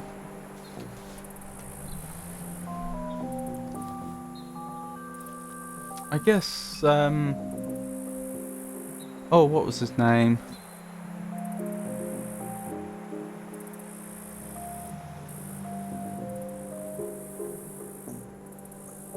Oh, what was his name? The, Troy.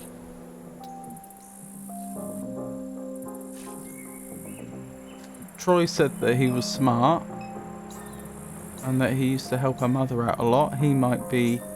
He may hold a grudge, but if he doesn't, he may be very helpful.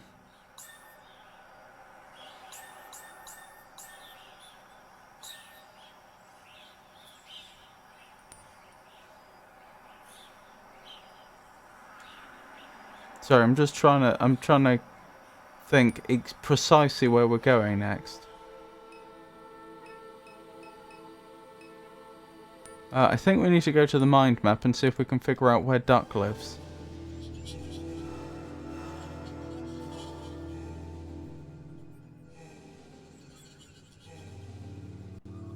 Right, we should probably... Oh, I see. The ones with the blue backgrounds have new information. Okay, we should definitely look at that stuff.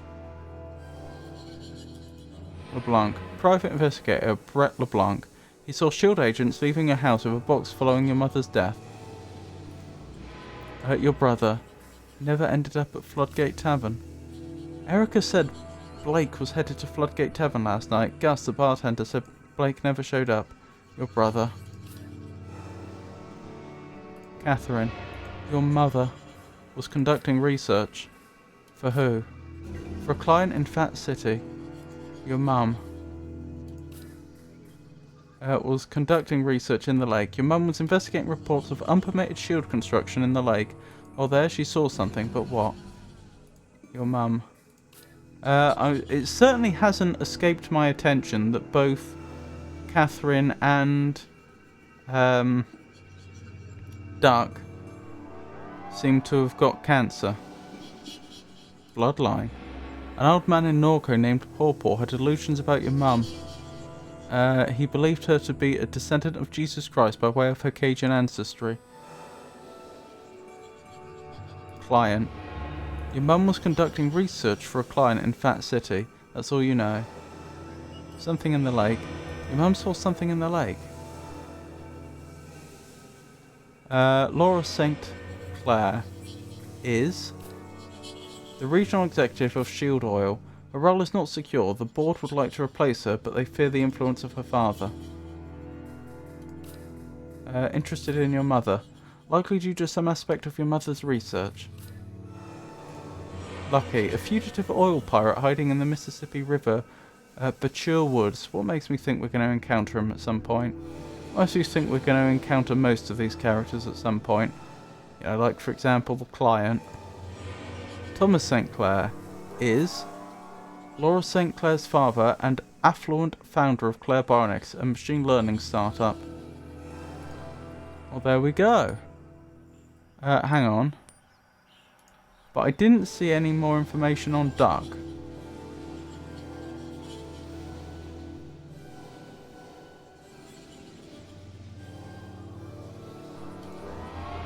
An old friend of your mother's. Your memory of him is scattered and vague. Blank suggested you visit him, but where does he live? You try to recollect. Right, so this has changed, but it didn't have a blue background, which is notable. Perhaps because it's some other sort of... Perhaps entries can be of a different nature? You know, because this one is some sort of mini-game, it looks like. Possibly. It didn't, or perhaps it's just an oversight and it should have lit up. I don't know. His health. It took a turn before you left. A bit of lethargy, irregular breathing, sores on his legs. Your mother brought him food on days when he was unable to stand. His son. Dead at 14, an explosion in the yard, natural gas leaking from a pipe. Something caused a spark. The pipeline. It crossed the property to Shield's chemical annex. There's only one neighbourhood along that fence line. What's left of it anyhow? Small fragments of his home passed through the black ink of your mind. The perennial accumulation of dust, the damp curtains and the pile of cans on the kitchen table and those refinery shadows of the little slab bungalow. Duck lives in Dimay.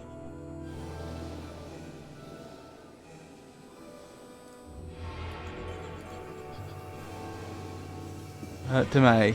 Dimay is the neighbourhood along the fence of Shield's chemical annex. Duck lives there. Well, that was a breakthrough. Glad we figured that out.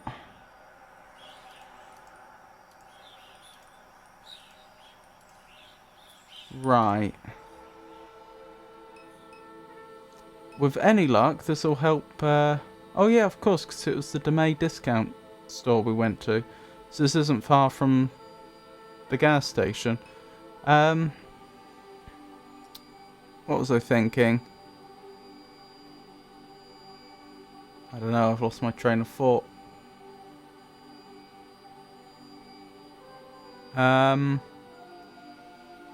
Oh yeah, hopefully Duck will be able to help us recruit some people to investigate what was going on with the shield security breaking into our house. Wait, was it around the time they broke into our house that Million returned?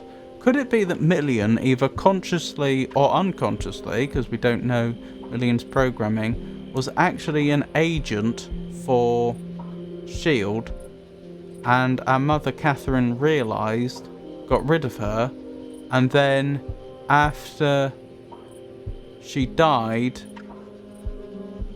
the SHIELD security broke in, took whatever that box was out, but also put Million in our house again. In fact, we haven't spoken to Blake since. They could have captured him as well at some point, probably afterwards, and then he wouldn't be able to tell us that Million wasn't supposed to be there. I mean, there's a whole... that's one of the main premises of the game, that our character grew up here but hasn't been here for 5 years.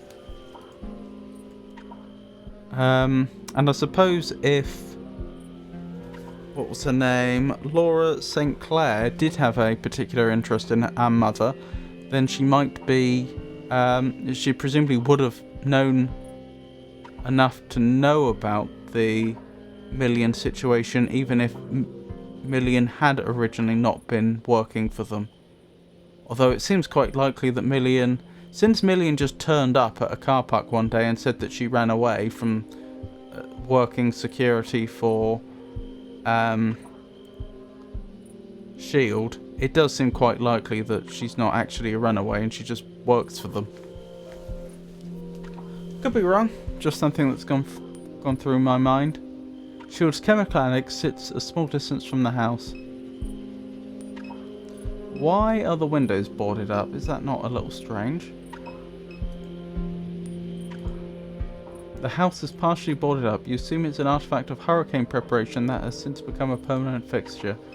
Oh, that makes sense. It's dark in here. Let's hope he's still alive. Because with the whole room being dark and there being a lamp there, it's almost as if the game's setting us up for some sort of jump scare or something.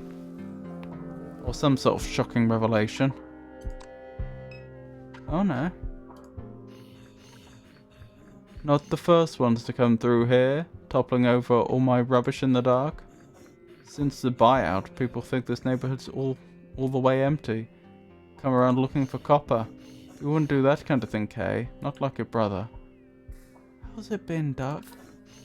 How's it been? About how it looks. I made such a mess with that head drive, just trying to keep myself out of trouble. Till it's my turn to go, so... Head drive? I unleashed it. The monster, Super Duck. Calls itself that just to get to me. Just to annoy me. It's my fault. The company that made it for me. I should have known from the get-go. They only do their business at night. Found out later they don't even have a license. Oh, right. We were told before that yeah, that Super Duck was a version of Duck, and I was speculating about how maybe Duck had died, and that was the version they'd left behind, and that's who Catherine was in contact with. But then I forgot about those details. Right. So he's dying, had a version made of him. Oh look, he's on oxygen.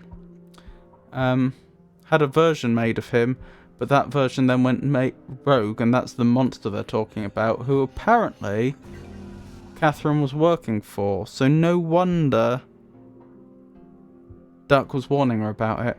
Your mother went to the same clinic for hers. I tried to warn her. The junk that was in my brain. He begins to laugh.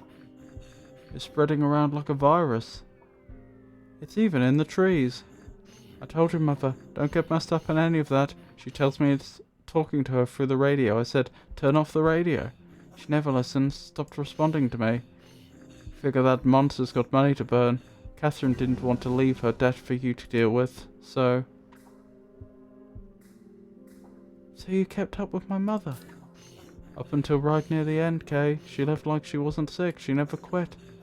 But I could see it wearing on her. Took a toll on her body. It started in her liver. They burned it out. Thought maybe that was the end of it. Before you know it, they found a little in her lungs. She was still going all over town, walking up and down airline like some kind of bag lady. Figured she thought it'd go away if she ignored it, but that didn't work out for her. Once it came for me, it never did quit. Been getting sores. Cramps every day. Can't keep nothing down. Tried to tell her that, said, Catherine, this is not the kind of thing you can work off. You think she listened? By the time it got to her brain, that was all there was to it. No more working, no more doing nothing. But she'd already gotten fed up with me by that point. Never really made amends before they put her in that mausoleum with your daddy. Hurts my heart thinking about it, but what can you do? No hiding from God's will, so... Well, you say that you can't just work it off, but what else was she gonna do? Like, if she did genuinely feel up to doing the work, what else was she gonna do at that time? That time that she had left. I mean, he might be right, but I'm just saying, if he doesn't know her circumstances that well, it doesn't seem that it was a completely unreasonable thing to do. We're trying to get into the refinery. Oh, I have some more questions about my mother. This monster, my mum was working for it? Hate even thinking about that thing. It knows I'm here dying while it grows and grows. Big disgusting toxic bird spreading from the ground all over the region with teeth and hands and all kinds of stuff. Unbelievable, turns my stomach. What? Really? But you know what? I won't be the first to die. It roped her mother into some lunacy. She wouldn't tell me the details. I couldn't get a single word out of her after a point. Did you attend her funeral? I planned to, arranged for my godchild to pick me up and everything, but the day of the service I could hardly walk. I heard from a couple of people it was a beautiful one. For all the bridges she burned, there was plenty of people that had nice things to say. Even a few of her colleagues from university showed up, the ones who got her sacked. No, that'd be... they buried her with that fake little ring she always wore about her neck. She said it reminded her who she was. Figured she probably wanted to give it to you, but you were gone. And Blake, well, he'd have pawned it to anyone fool enough to buy it. So? The ring she wore around her neck was fake? You don't know the story? Kinda funny if it weren't so sad.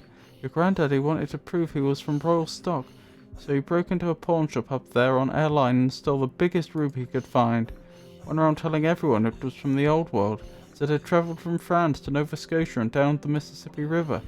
Well, that was a bunch of rubbish. He ended up in Angola for it, though they never did find the ring. Catherine took it to an appraiser one time. It's cubic zirconia, fake. The man spent months in jail for a fake piece of jewellery. After that, everyone started calling him King Pierre. They laughed him out of crevasse. My mum was fired from the university? Sure, you were young. Couldn't have been too long after Blue passed. She lied up and down to get that job. Nothing special, just a community college in the city. But that's Catherine. Never wanted to play it straight. Suppose Blake took after her in that respect. Enough about my mum. You mentioned a buyout? You must have noticed coming in. The houses are all gone. People here have been fighting with S.H.I.E.L.D. all their lives. They got a little momentum on their side after the last explosion. The papers were making S.H.I.E.L.D. look bad. But we were here first. S.H.I.E.L.D. moved in. We suffered. Gas leaks, noise, explosions. Can't grow my vegetables out in the yard. Just won't grow. I never cared to move, but I knocked doors for it anyhow. If S.H.I.E.L.D. had never dropped in on us, my little plot of land would be worth something. Money they were offering to buy us out was alright. Be worth a lot more had they never come. number they put in front of me. Number they put in front of me, I wasn't impressed by. I could have sued after Reese died. I just didn't have the energy for it. Reese.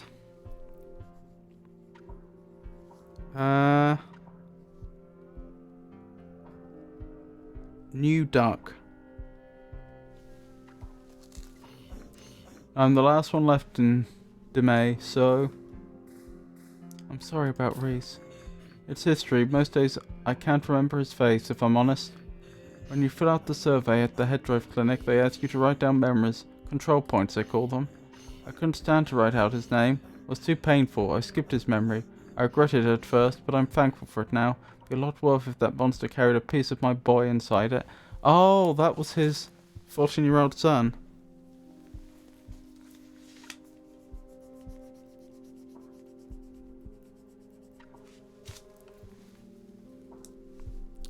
Ducks. 14-year-old son. Dead. We're trying to get into the refinery. Not a good idea, Kay. What for? They stole my mum's stuff. Well, that's interesting. The regional executive, she took a particular interest in your mother. Why? She wanted to know the things Catherine knew, I suppose. Mother was out in the lake. She heard Shield or somebody was building some kind of rig out there. She wanted to find out for herself. She didn't find what she was looking for, but she found something. Suddenly Million is brought back to the foreground. Sounded to me like her medication was messing up her mind, but she insisted it was real, some kind of UFO. Said it followed her for nearly a mile. But anyhow, let's see how they got it, Shield. She's about as far out of her mind as your mother was. She must have got wind of all this. Oh, could the UFO have been the little spheres we heard about, and could that actually be some sort of drone? Some futuristic drone. Catherine got to be careful in her old age, paranoid even. The important things she kept hidden. Whatever Shield stole, it wasn't nothing important. But what if she did keep it hidden? But you want to get it back. Can you help us get in? I'm going to regret telling you this, but I've been sitting on it so long. Been dying to tell somebody. I don't know how Shield managed to do it, but they made a mistake. They bought out this neighborhood, and ever since they did, they put me behind the firewall. Got a computer terminal back there. Every time I boot it up, I get a view of the inside. Not like I know what to do with it. Looked around a bit, but just got myself lost. Can't hardly read the screen. Computer's back there in my little library. Have a look. Whatever you do, Kay, I'm asking you to be careful. Well, now that's an interesting development. Also, poor man, all on his own. Like he was just he didn't know we were coming. He was just sitting in this room, nothing in front of him, in the dark with his oxygen. Poor soul.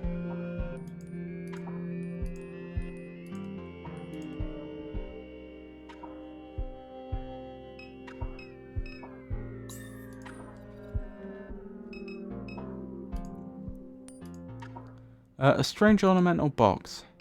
That might contain ashes. You attempt to open the box, it's locked. Don't know why I'm snooping around his house. But being it's an adventure game, I want to click everything. Because I don't want to get stuck on a puzzle later on because I didn't interact with something earlier. A trophy sitting atop the bookshelf reads Junior Champion Reese Richard, St. Charles Parish, YX2B. Oh, of course, we knew that Duck was actually Mr. Richard. Yes. We didn't find out what he did, though, such that he was able to give someone a referral. Oh no! I remember. The referral was to that neural imaging company, or neural versioning, and he had been a client of theirs, but now he believes that they are not on the up and up, not a legitimate company after all. But the reference that was being referred to. That is when Catherine went there. They said that she had a reference from Mr. Richard. That's not like a professional reference, like from a doctor. That must just mean like, oh, our other client told you about us. Books. You peruse the titles on the bookshelf. U.S. Army Corps Anomalous Light Report.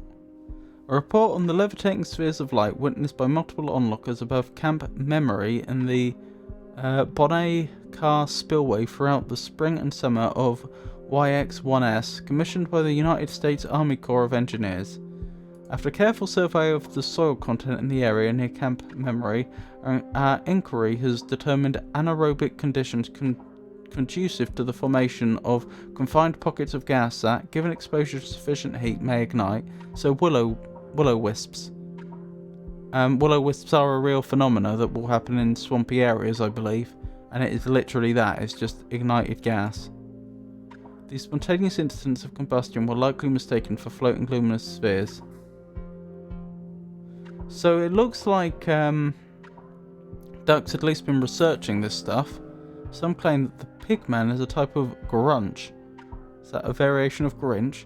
Who hides beneath the interstate bridges that cross Lake Pontchartrain. Legend has it that if you bring the Pigman a gift, he will return a gift to you in kind. Okay. That's worth noting. Pigman gifts.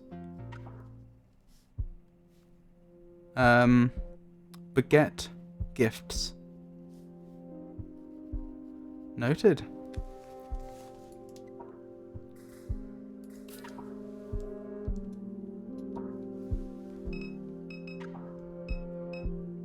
Printer? A printout containing the letterhead of a law office in Metare sits in the tray of the printer. Mr. Richard, after carefully studying the circumstances of the buyout, we recommend that you proceed with relocation. Shield is not legally obligated to provide you with an easement. You may find yourself trespassing on private property when leaving and returning to your home.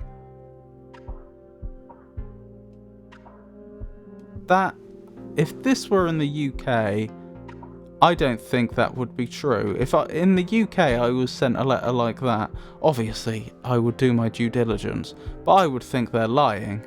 I don't think you can do that. I genuinely think it would be illegal to buy illegal not in the sense that you've committed a crime, but illegal in the sense that it wouldn't be supported by the law. I don't think you could buy up all the land around a house and then cut somebody off completely. I think you would actually be obligated to give them access. And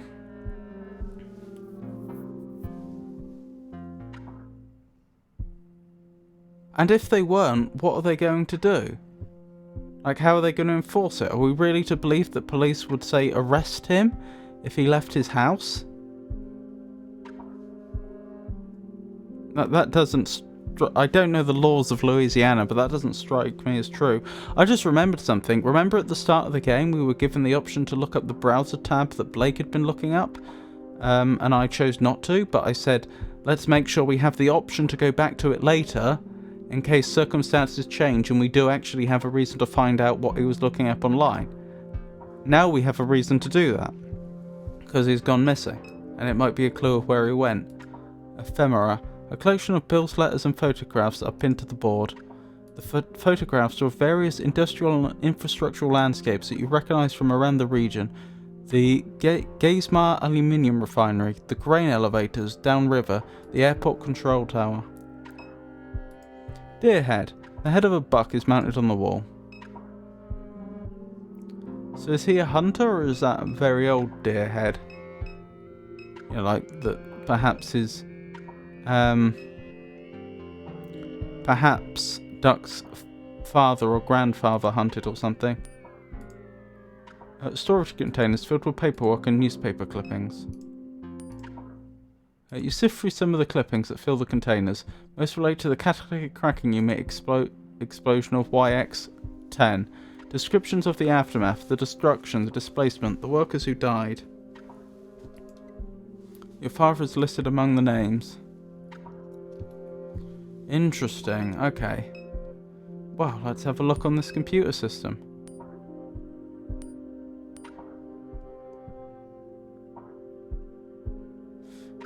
Does it make sense that he could have ended up on the other side of the firewall? I guess that's not absolutely ridiculous. Like, it seems unlikely, but when you think about it, how do you get internet? Ultimately, wires have to go to your house and connect to a national, well, an international, in fact, network. Like, that's the only way it can function. I mean, alright. Really strictly speaking, there are alternatives. Like, you could use the mobile network or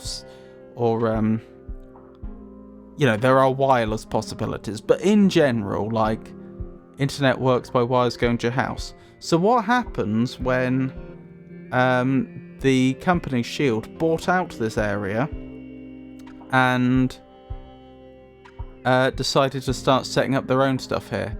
Well, if they wanted to have their own internet, then it makes sense that they would be reusing the existing wires. Why wouldn't they? Like, if there are fibre optic cables, for example, already laid down all over the place, why would they go to the effort of changing them? You wouldn't. You would reuse the existing infrastructure. But what you might do if you have an intranet is intercept where that network goes out to the wider world and stick some computers there to act as a firewall. So yeah, that is actually... And if they hadn't thought about the fact that Duck already had his own connection to the same network, I guess it does make sense that he could have ended up on the inside. That also suggests that he's not paying anyone for his internet anymore. He gets internet off of them, effectively. But he'd have to go through their firewall going the other way. A computer console with a large trackpad and magnified display. You pass your finger over the trackpad, waking the machine. Shield security terminal is displayed on the console. Use terminal. You sit before the Shield terminal display.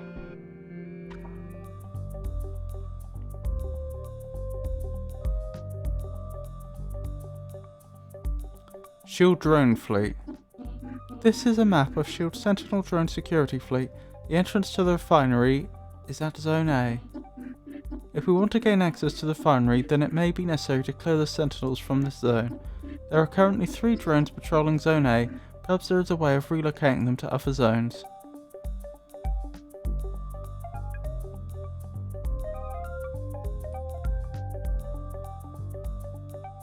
Okay.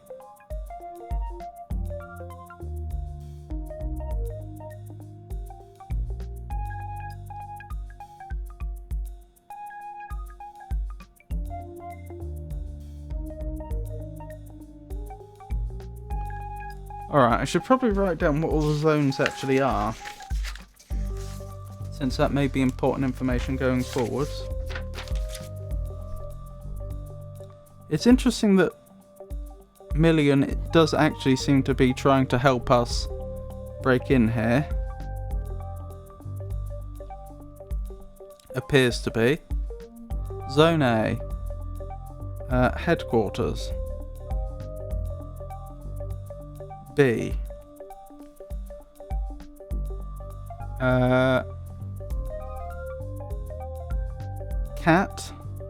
Catalytic cracking unit.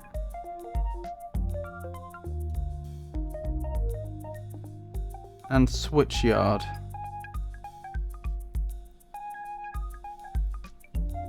E.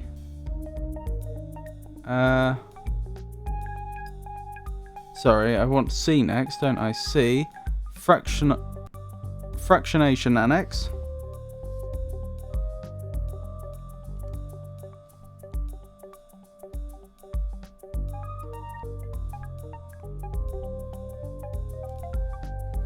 I should probably write down the default number of drones in these zones as well. Like the number they've chosen to put in them, since that may give me some indication of how secure they think each of these places should be. D. What's D? Reservoir switchyard. Reservoir facilities and switchyard.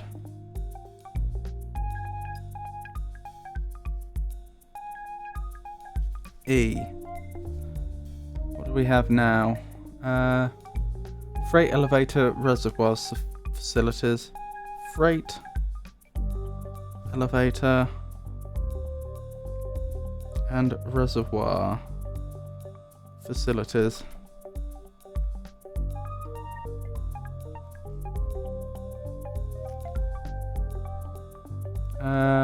F. Riparian area, residential and commercial holdings. What does riparian mean?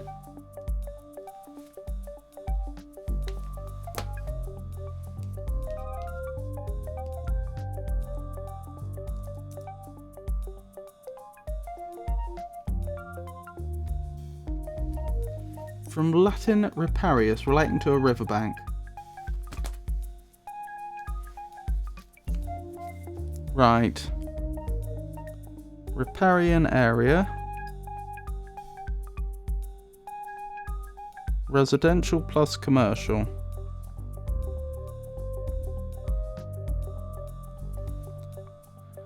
G. Chemical annex.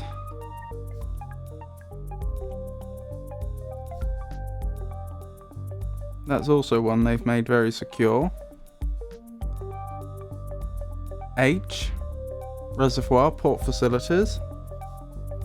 Reservoir port facilities. Right. And I. Underdeveloped or undeveloped.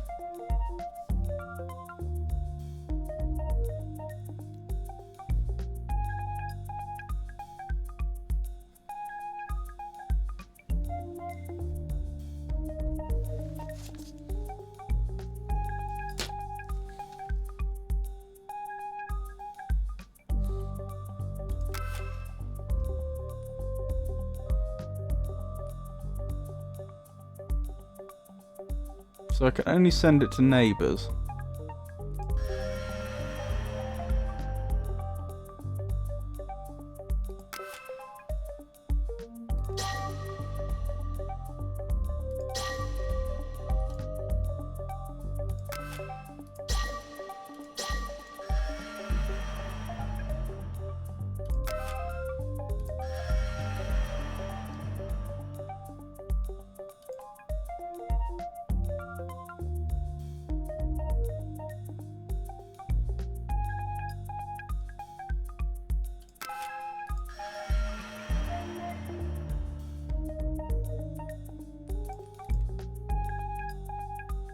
Reservoir facilities.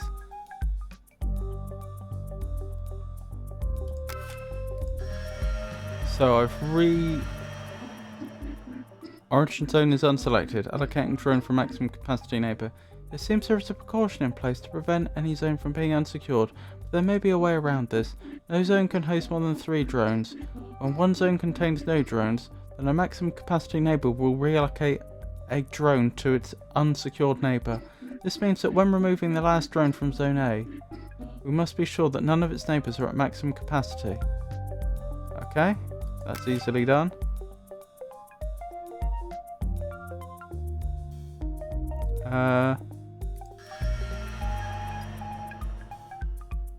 Does mean that I can't keep some areas as unsecured as I'd like.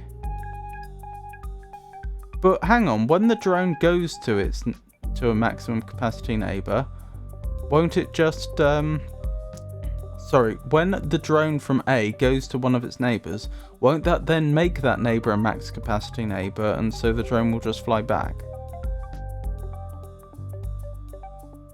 Probably.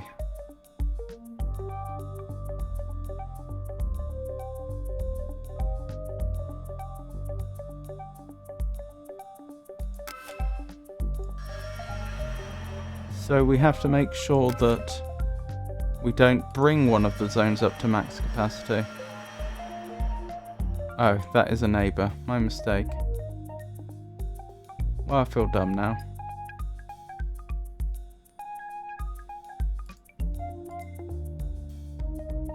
Jeez, Max. If you're so neighbours of A are B, C, D and E. There's H, which is at max, G that is at max, F that is at max. So we're going to have to put one into I, there's no way around it. Or another one into I. I was actually trying to keep I relatively unsecured, just in case that was an area we want to go to in the future, being undeveloped. You know, there might be interesting stuff there. I was wondering if perhaps... I don't know how this area relates to the geography. Then again, it doesn't say it's near the river, does it? But I don't know how close it is to the lake, for example. I was just wondering if the undeveloped area could be an area of interest, and whether we don't want to increase the security there. But that doesn't appear to have been realistic.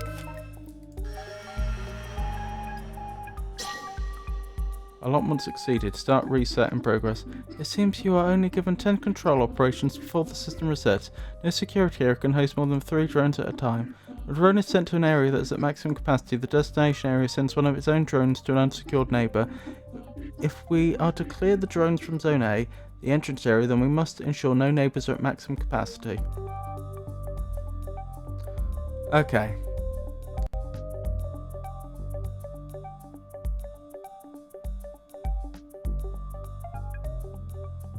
I wonder what the minimum number of steps are for me to clear this.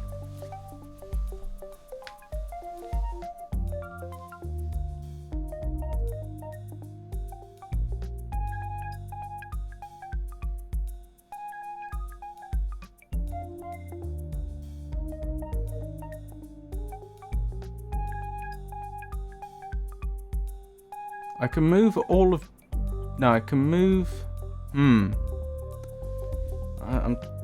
Yeah, I've made this much more of a challenge now, haven't I?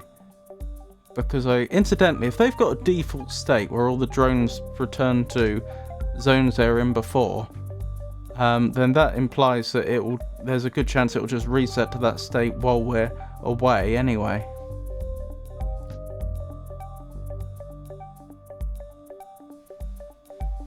Clearly, we're going to need to perform 3 operations to move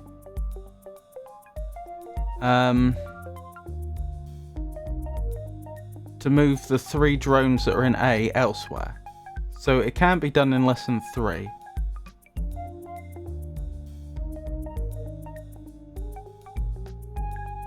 All the neighbours can have 2 in it and mustn't reach 3. So that means it has to be at least 6 operations.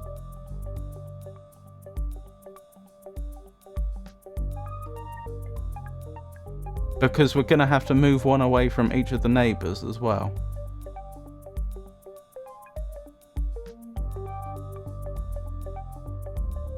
Or 3 of the neighbours anyway.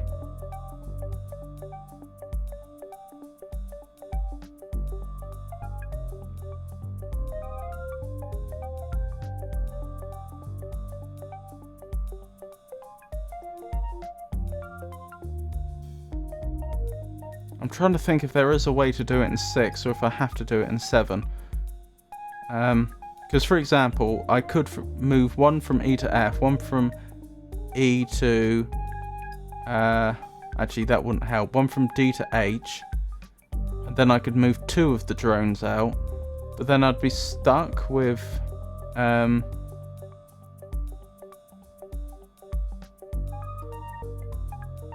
I'd still need to get 1 more out of A. And all the neighbours would be back up to 2. So it looks like I'd have to... I think 7's the fewest I could do. Yeah. I mean, I haven't proven it. Mathematically or anything.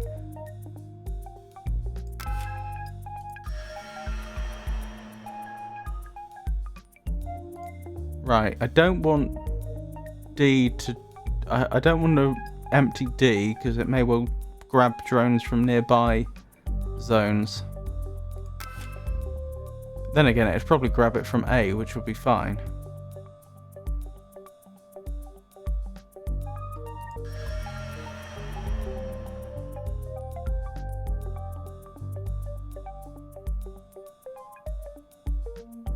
That's a good point. I could save an operation by doing that.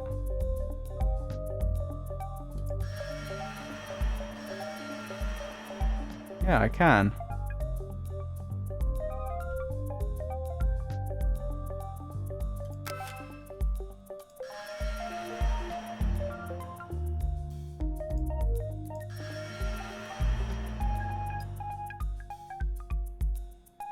Alert, zone unsecured. The drones have been cleared from the entrance area of the refinery.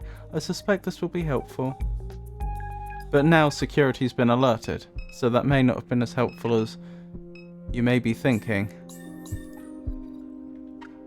I wonder if it was possible to do it in less than 6. I think I did it in 6 operations there.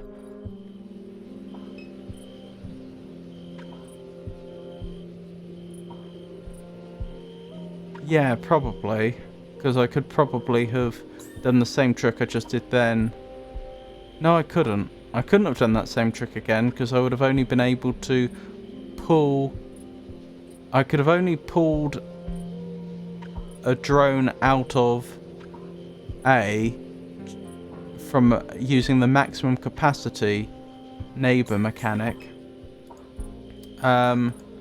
once, because it wouldn't be a maximum capacity neighbour once it only had 2 in there. So I think I probably did do the best I could. I haven't proven it mathematically, but I suspect it's not possible to do better than completing that minigame in less than 6 operations. How are you doing, Kay? Okay, there doesn't appear to be any new dialogue there. Hang on. Let's make our way back home. I want to see what that tab on the computer said. We are going to find out what Blake was looking up. I had a feeling he may have disappeared when we went onto this laptop right at the very beginning. Since it said that it left a tab open, should we look? View tab. Oh, was he working for... the,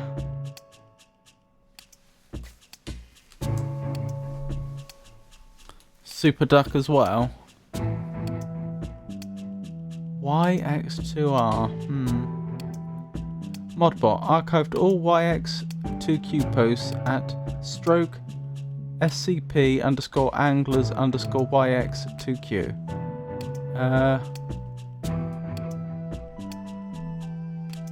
This is several months later. They appear to have the day in the middle. It appears to be month, day, year. Anybody still post here? Nope, place is a wasteland. Wanted to run something by you, gents. Was looking out sack late in the spillway. I don't understand that. Saw a big round glowing thing in the sky. Call that the sun, OP. Funny. Talk to somebody else. Seen it too near the parish canal.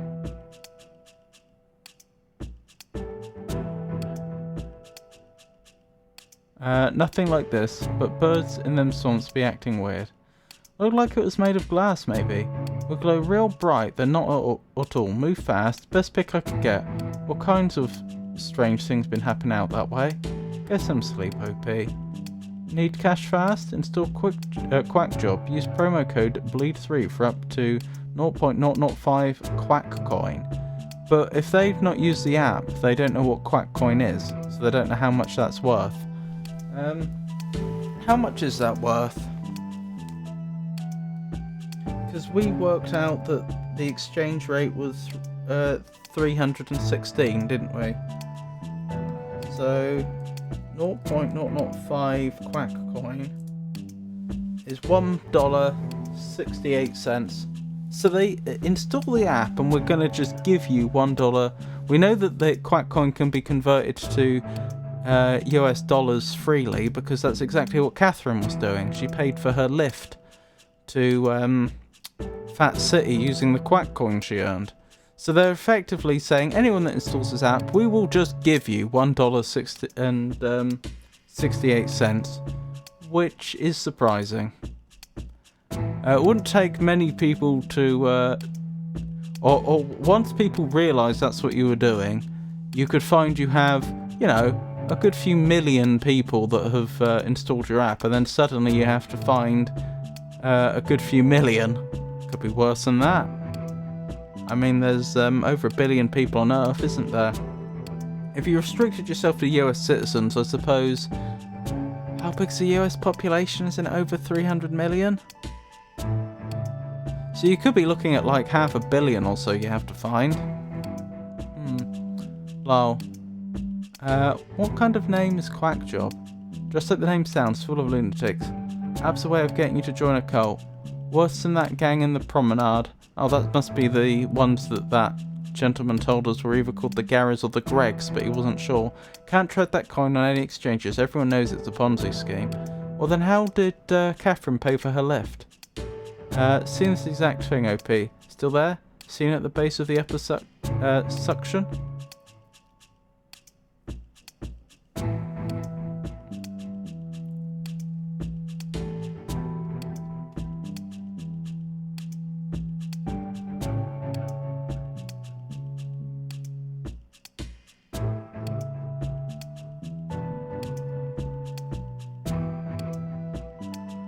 That's in reply. Right, there aren't any usernames, are they? I mean, that says modbot, so you'd think these are the usernames. But they don't repeat, they're more like message IDs.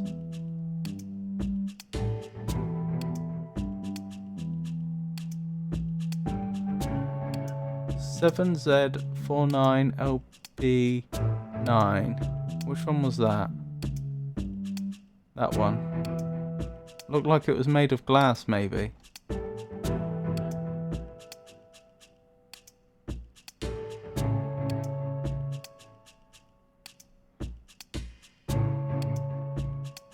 Yeah, and this one's 49CEHTA. And judging by...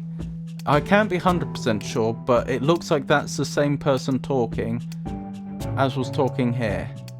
So yeah, those are message IDs, not usernames, which is why it's odd that it says modbot up here. It doesn't have a message ID, it just says that seems to be an exceptional case where it does actually have a username in the same field, which is a bit weird. Stroke SCP_anglers. Doesn't SCP mean something in internet culture? I'm not sure. It seems... I'm pretty sure I've heard that used in like in connection to like horror stories on the internet and stuff like that, or horror games or something.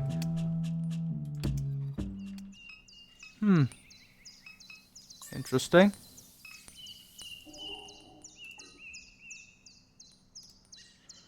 Not entirely sure what we're going to do next. We could go straight into S.H.I.E.L.D., but it was suggested that we recruit some people to help us. But where would we recruit anybody? We're not going to get help at the Floodgate Tavern, are we? You two managed to figure out what S.H.I.E.L.D. was looking for? Come and tell me. A good detective should know what's going on. We're looking for my brother. Why don't you ask us about that? I don't keep up with Blake no more. Too much trouble. We'll need help getting into the refinery. Getting in that refinery ain't easy. I know that much from experience. You'd find one of them people like they've been talking about in the news to help you out. Oil pirates. Barricading Highway 1. Diverting pipelines and all this. Them's the only kind I've ever seen get through security. I'm going to make a note of that.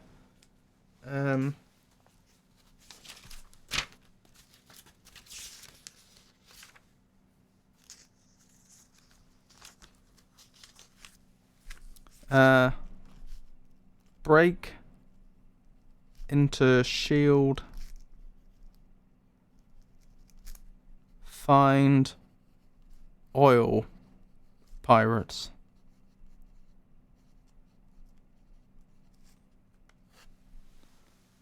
Good advice. They were saying on TV one of them pirates been hiding in the Bayou woods. It's all over the TV. He pointed to the television. Another pipeline explosion has left residents of Lower St. Charles Parish shaken. A man familiar to local law enforcement, known only as Lucky, was among the pirates. Shield officials say he is believed to be hiding in the Bayou woods. Oh, that is the TV talking. He is believed to be hiding in the Bayou woods along the east bank between Kenner and Laplace. Tell me more about Paw Paw. Tell me more about Paw Paw. What do you want to know? How did he become fixated on my mum? A small town like this, your mum attracted attention. He was watching too many movies, cooked up some strange ideas, got his wires crossed, that's my guess. Sounds about right to me. Where is he now? Living in a ditch somewhere. Oh, living in a ditch somewhere. That ain't nice, Gus. He left here a long time ago. He used to do odd jobs, roofing, fabrication, that kind of thing. No telling where he went, probably looking for work.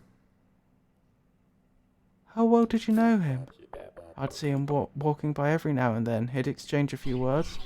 They say he threw a brick through the church window once upon a time. That had people buzzing. A lot of us knew who he was, but no one knew much about him. One of those kinds of people. That's enough about Paw Paw. Where can I find Duck? Like I told you the first time, just think about it for 2 seconds. I'm sure you've been there 1,000 times, kid. We've already found him. I was just curious if we'd get more dialogue, more useful dialogue. What do you need? Good for now, thanks.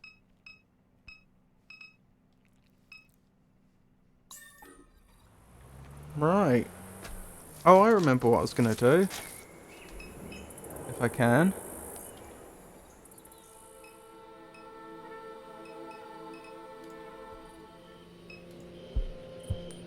Can I get on the computer again?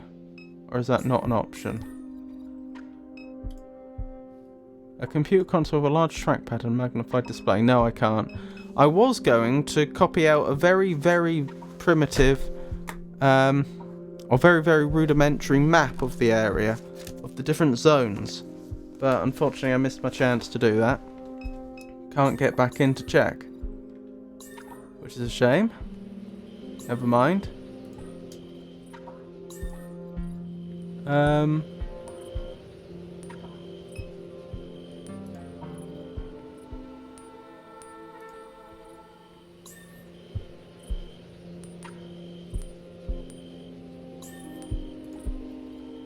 Not quite sure why this isn't connected to the rest of the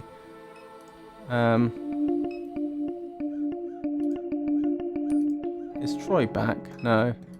I was just gonna say, I'm not quite sure why we can't get to Duck's house from here, for example, because it's very close by.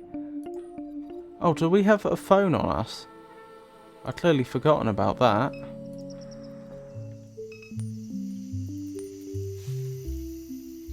A phone case resembling crouton. Oh no, we don't. Oh well. Right. Let's save once more. And we'll probably stop there for tonight. Did that save? Yeah. So I hope you enjoyed it. Do let me know what you think of this game. Obviously I don't want to spend a lot of time playing a game which people aren't enjoying, so please do let me know. I'll be streaming again on Friday, which will be more Dark Souls. Then we'll be returning to this game, Norco, on Saturday. And then next Monday will be more Dark Souls. That's the plan anyway. I have someone else to thank. Hang on. There it is.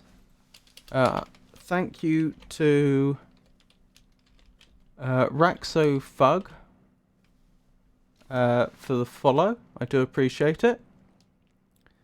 And yeah, I think that's about everything. Obviously, if my streaming schedule should change, I'll announce it on social media, which currently means X, formerly known as Twitter, Blue Sky, Mastodon, and Meta Threads. And I would also announce it on our Discord server.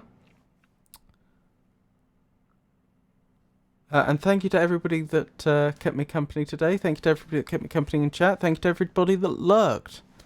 I really do appreciate each and every one of you, and I hope you all have a wonderful rest of your days. Or rest of your day, I should say. And in my case, rest of your night.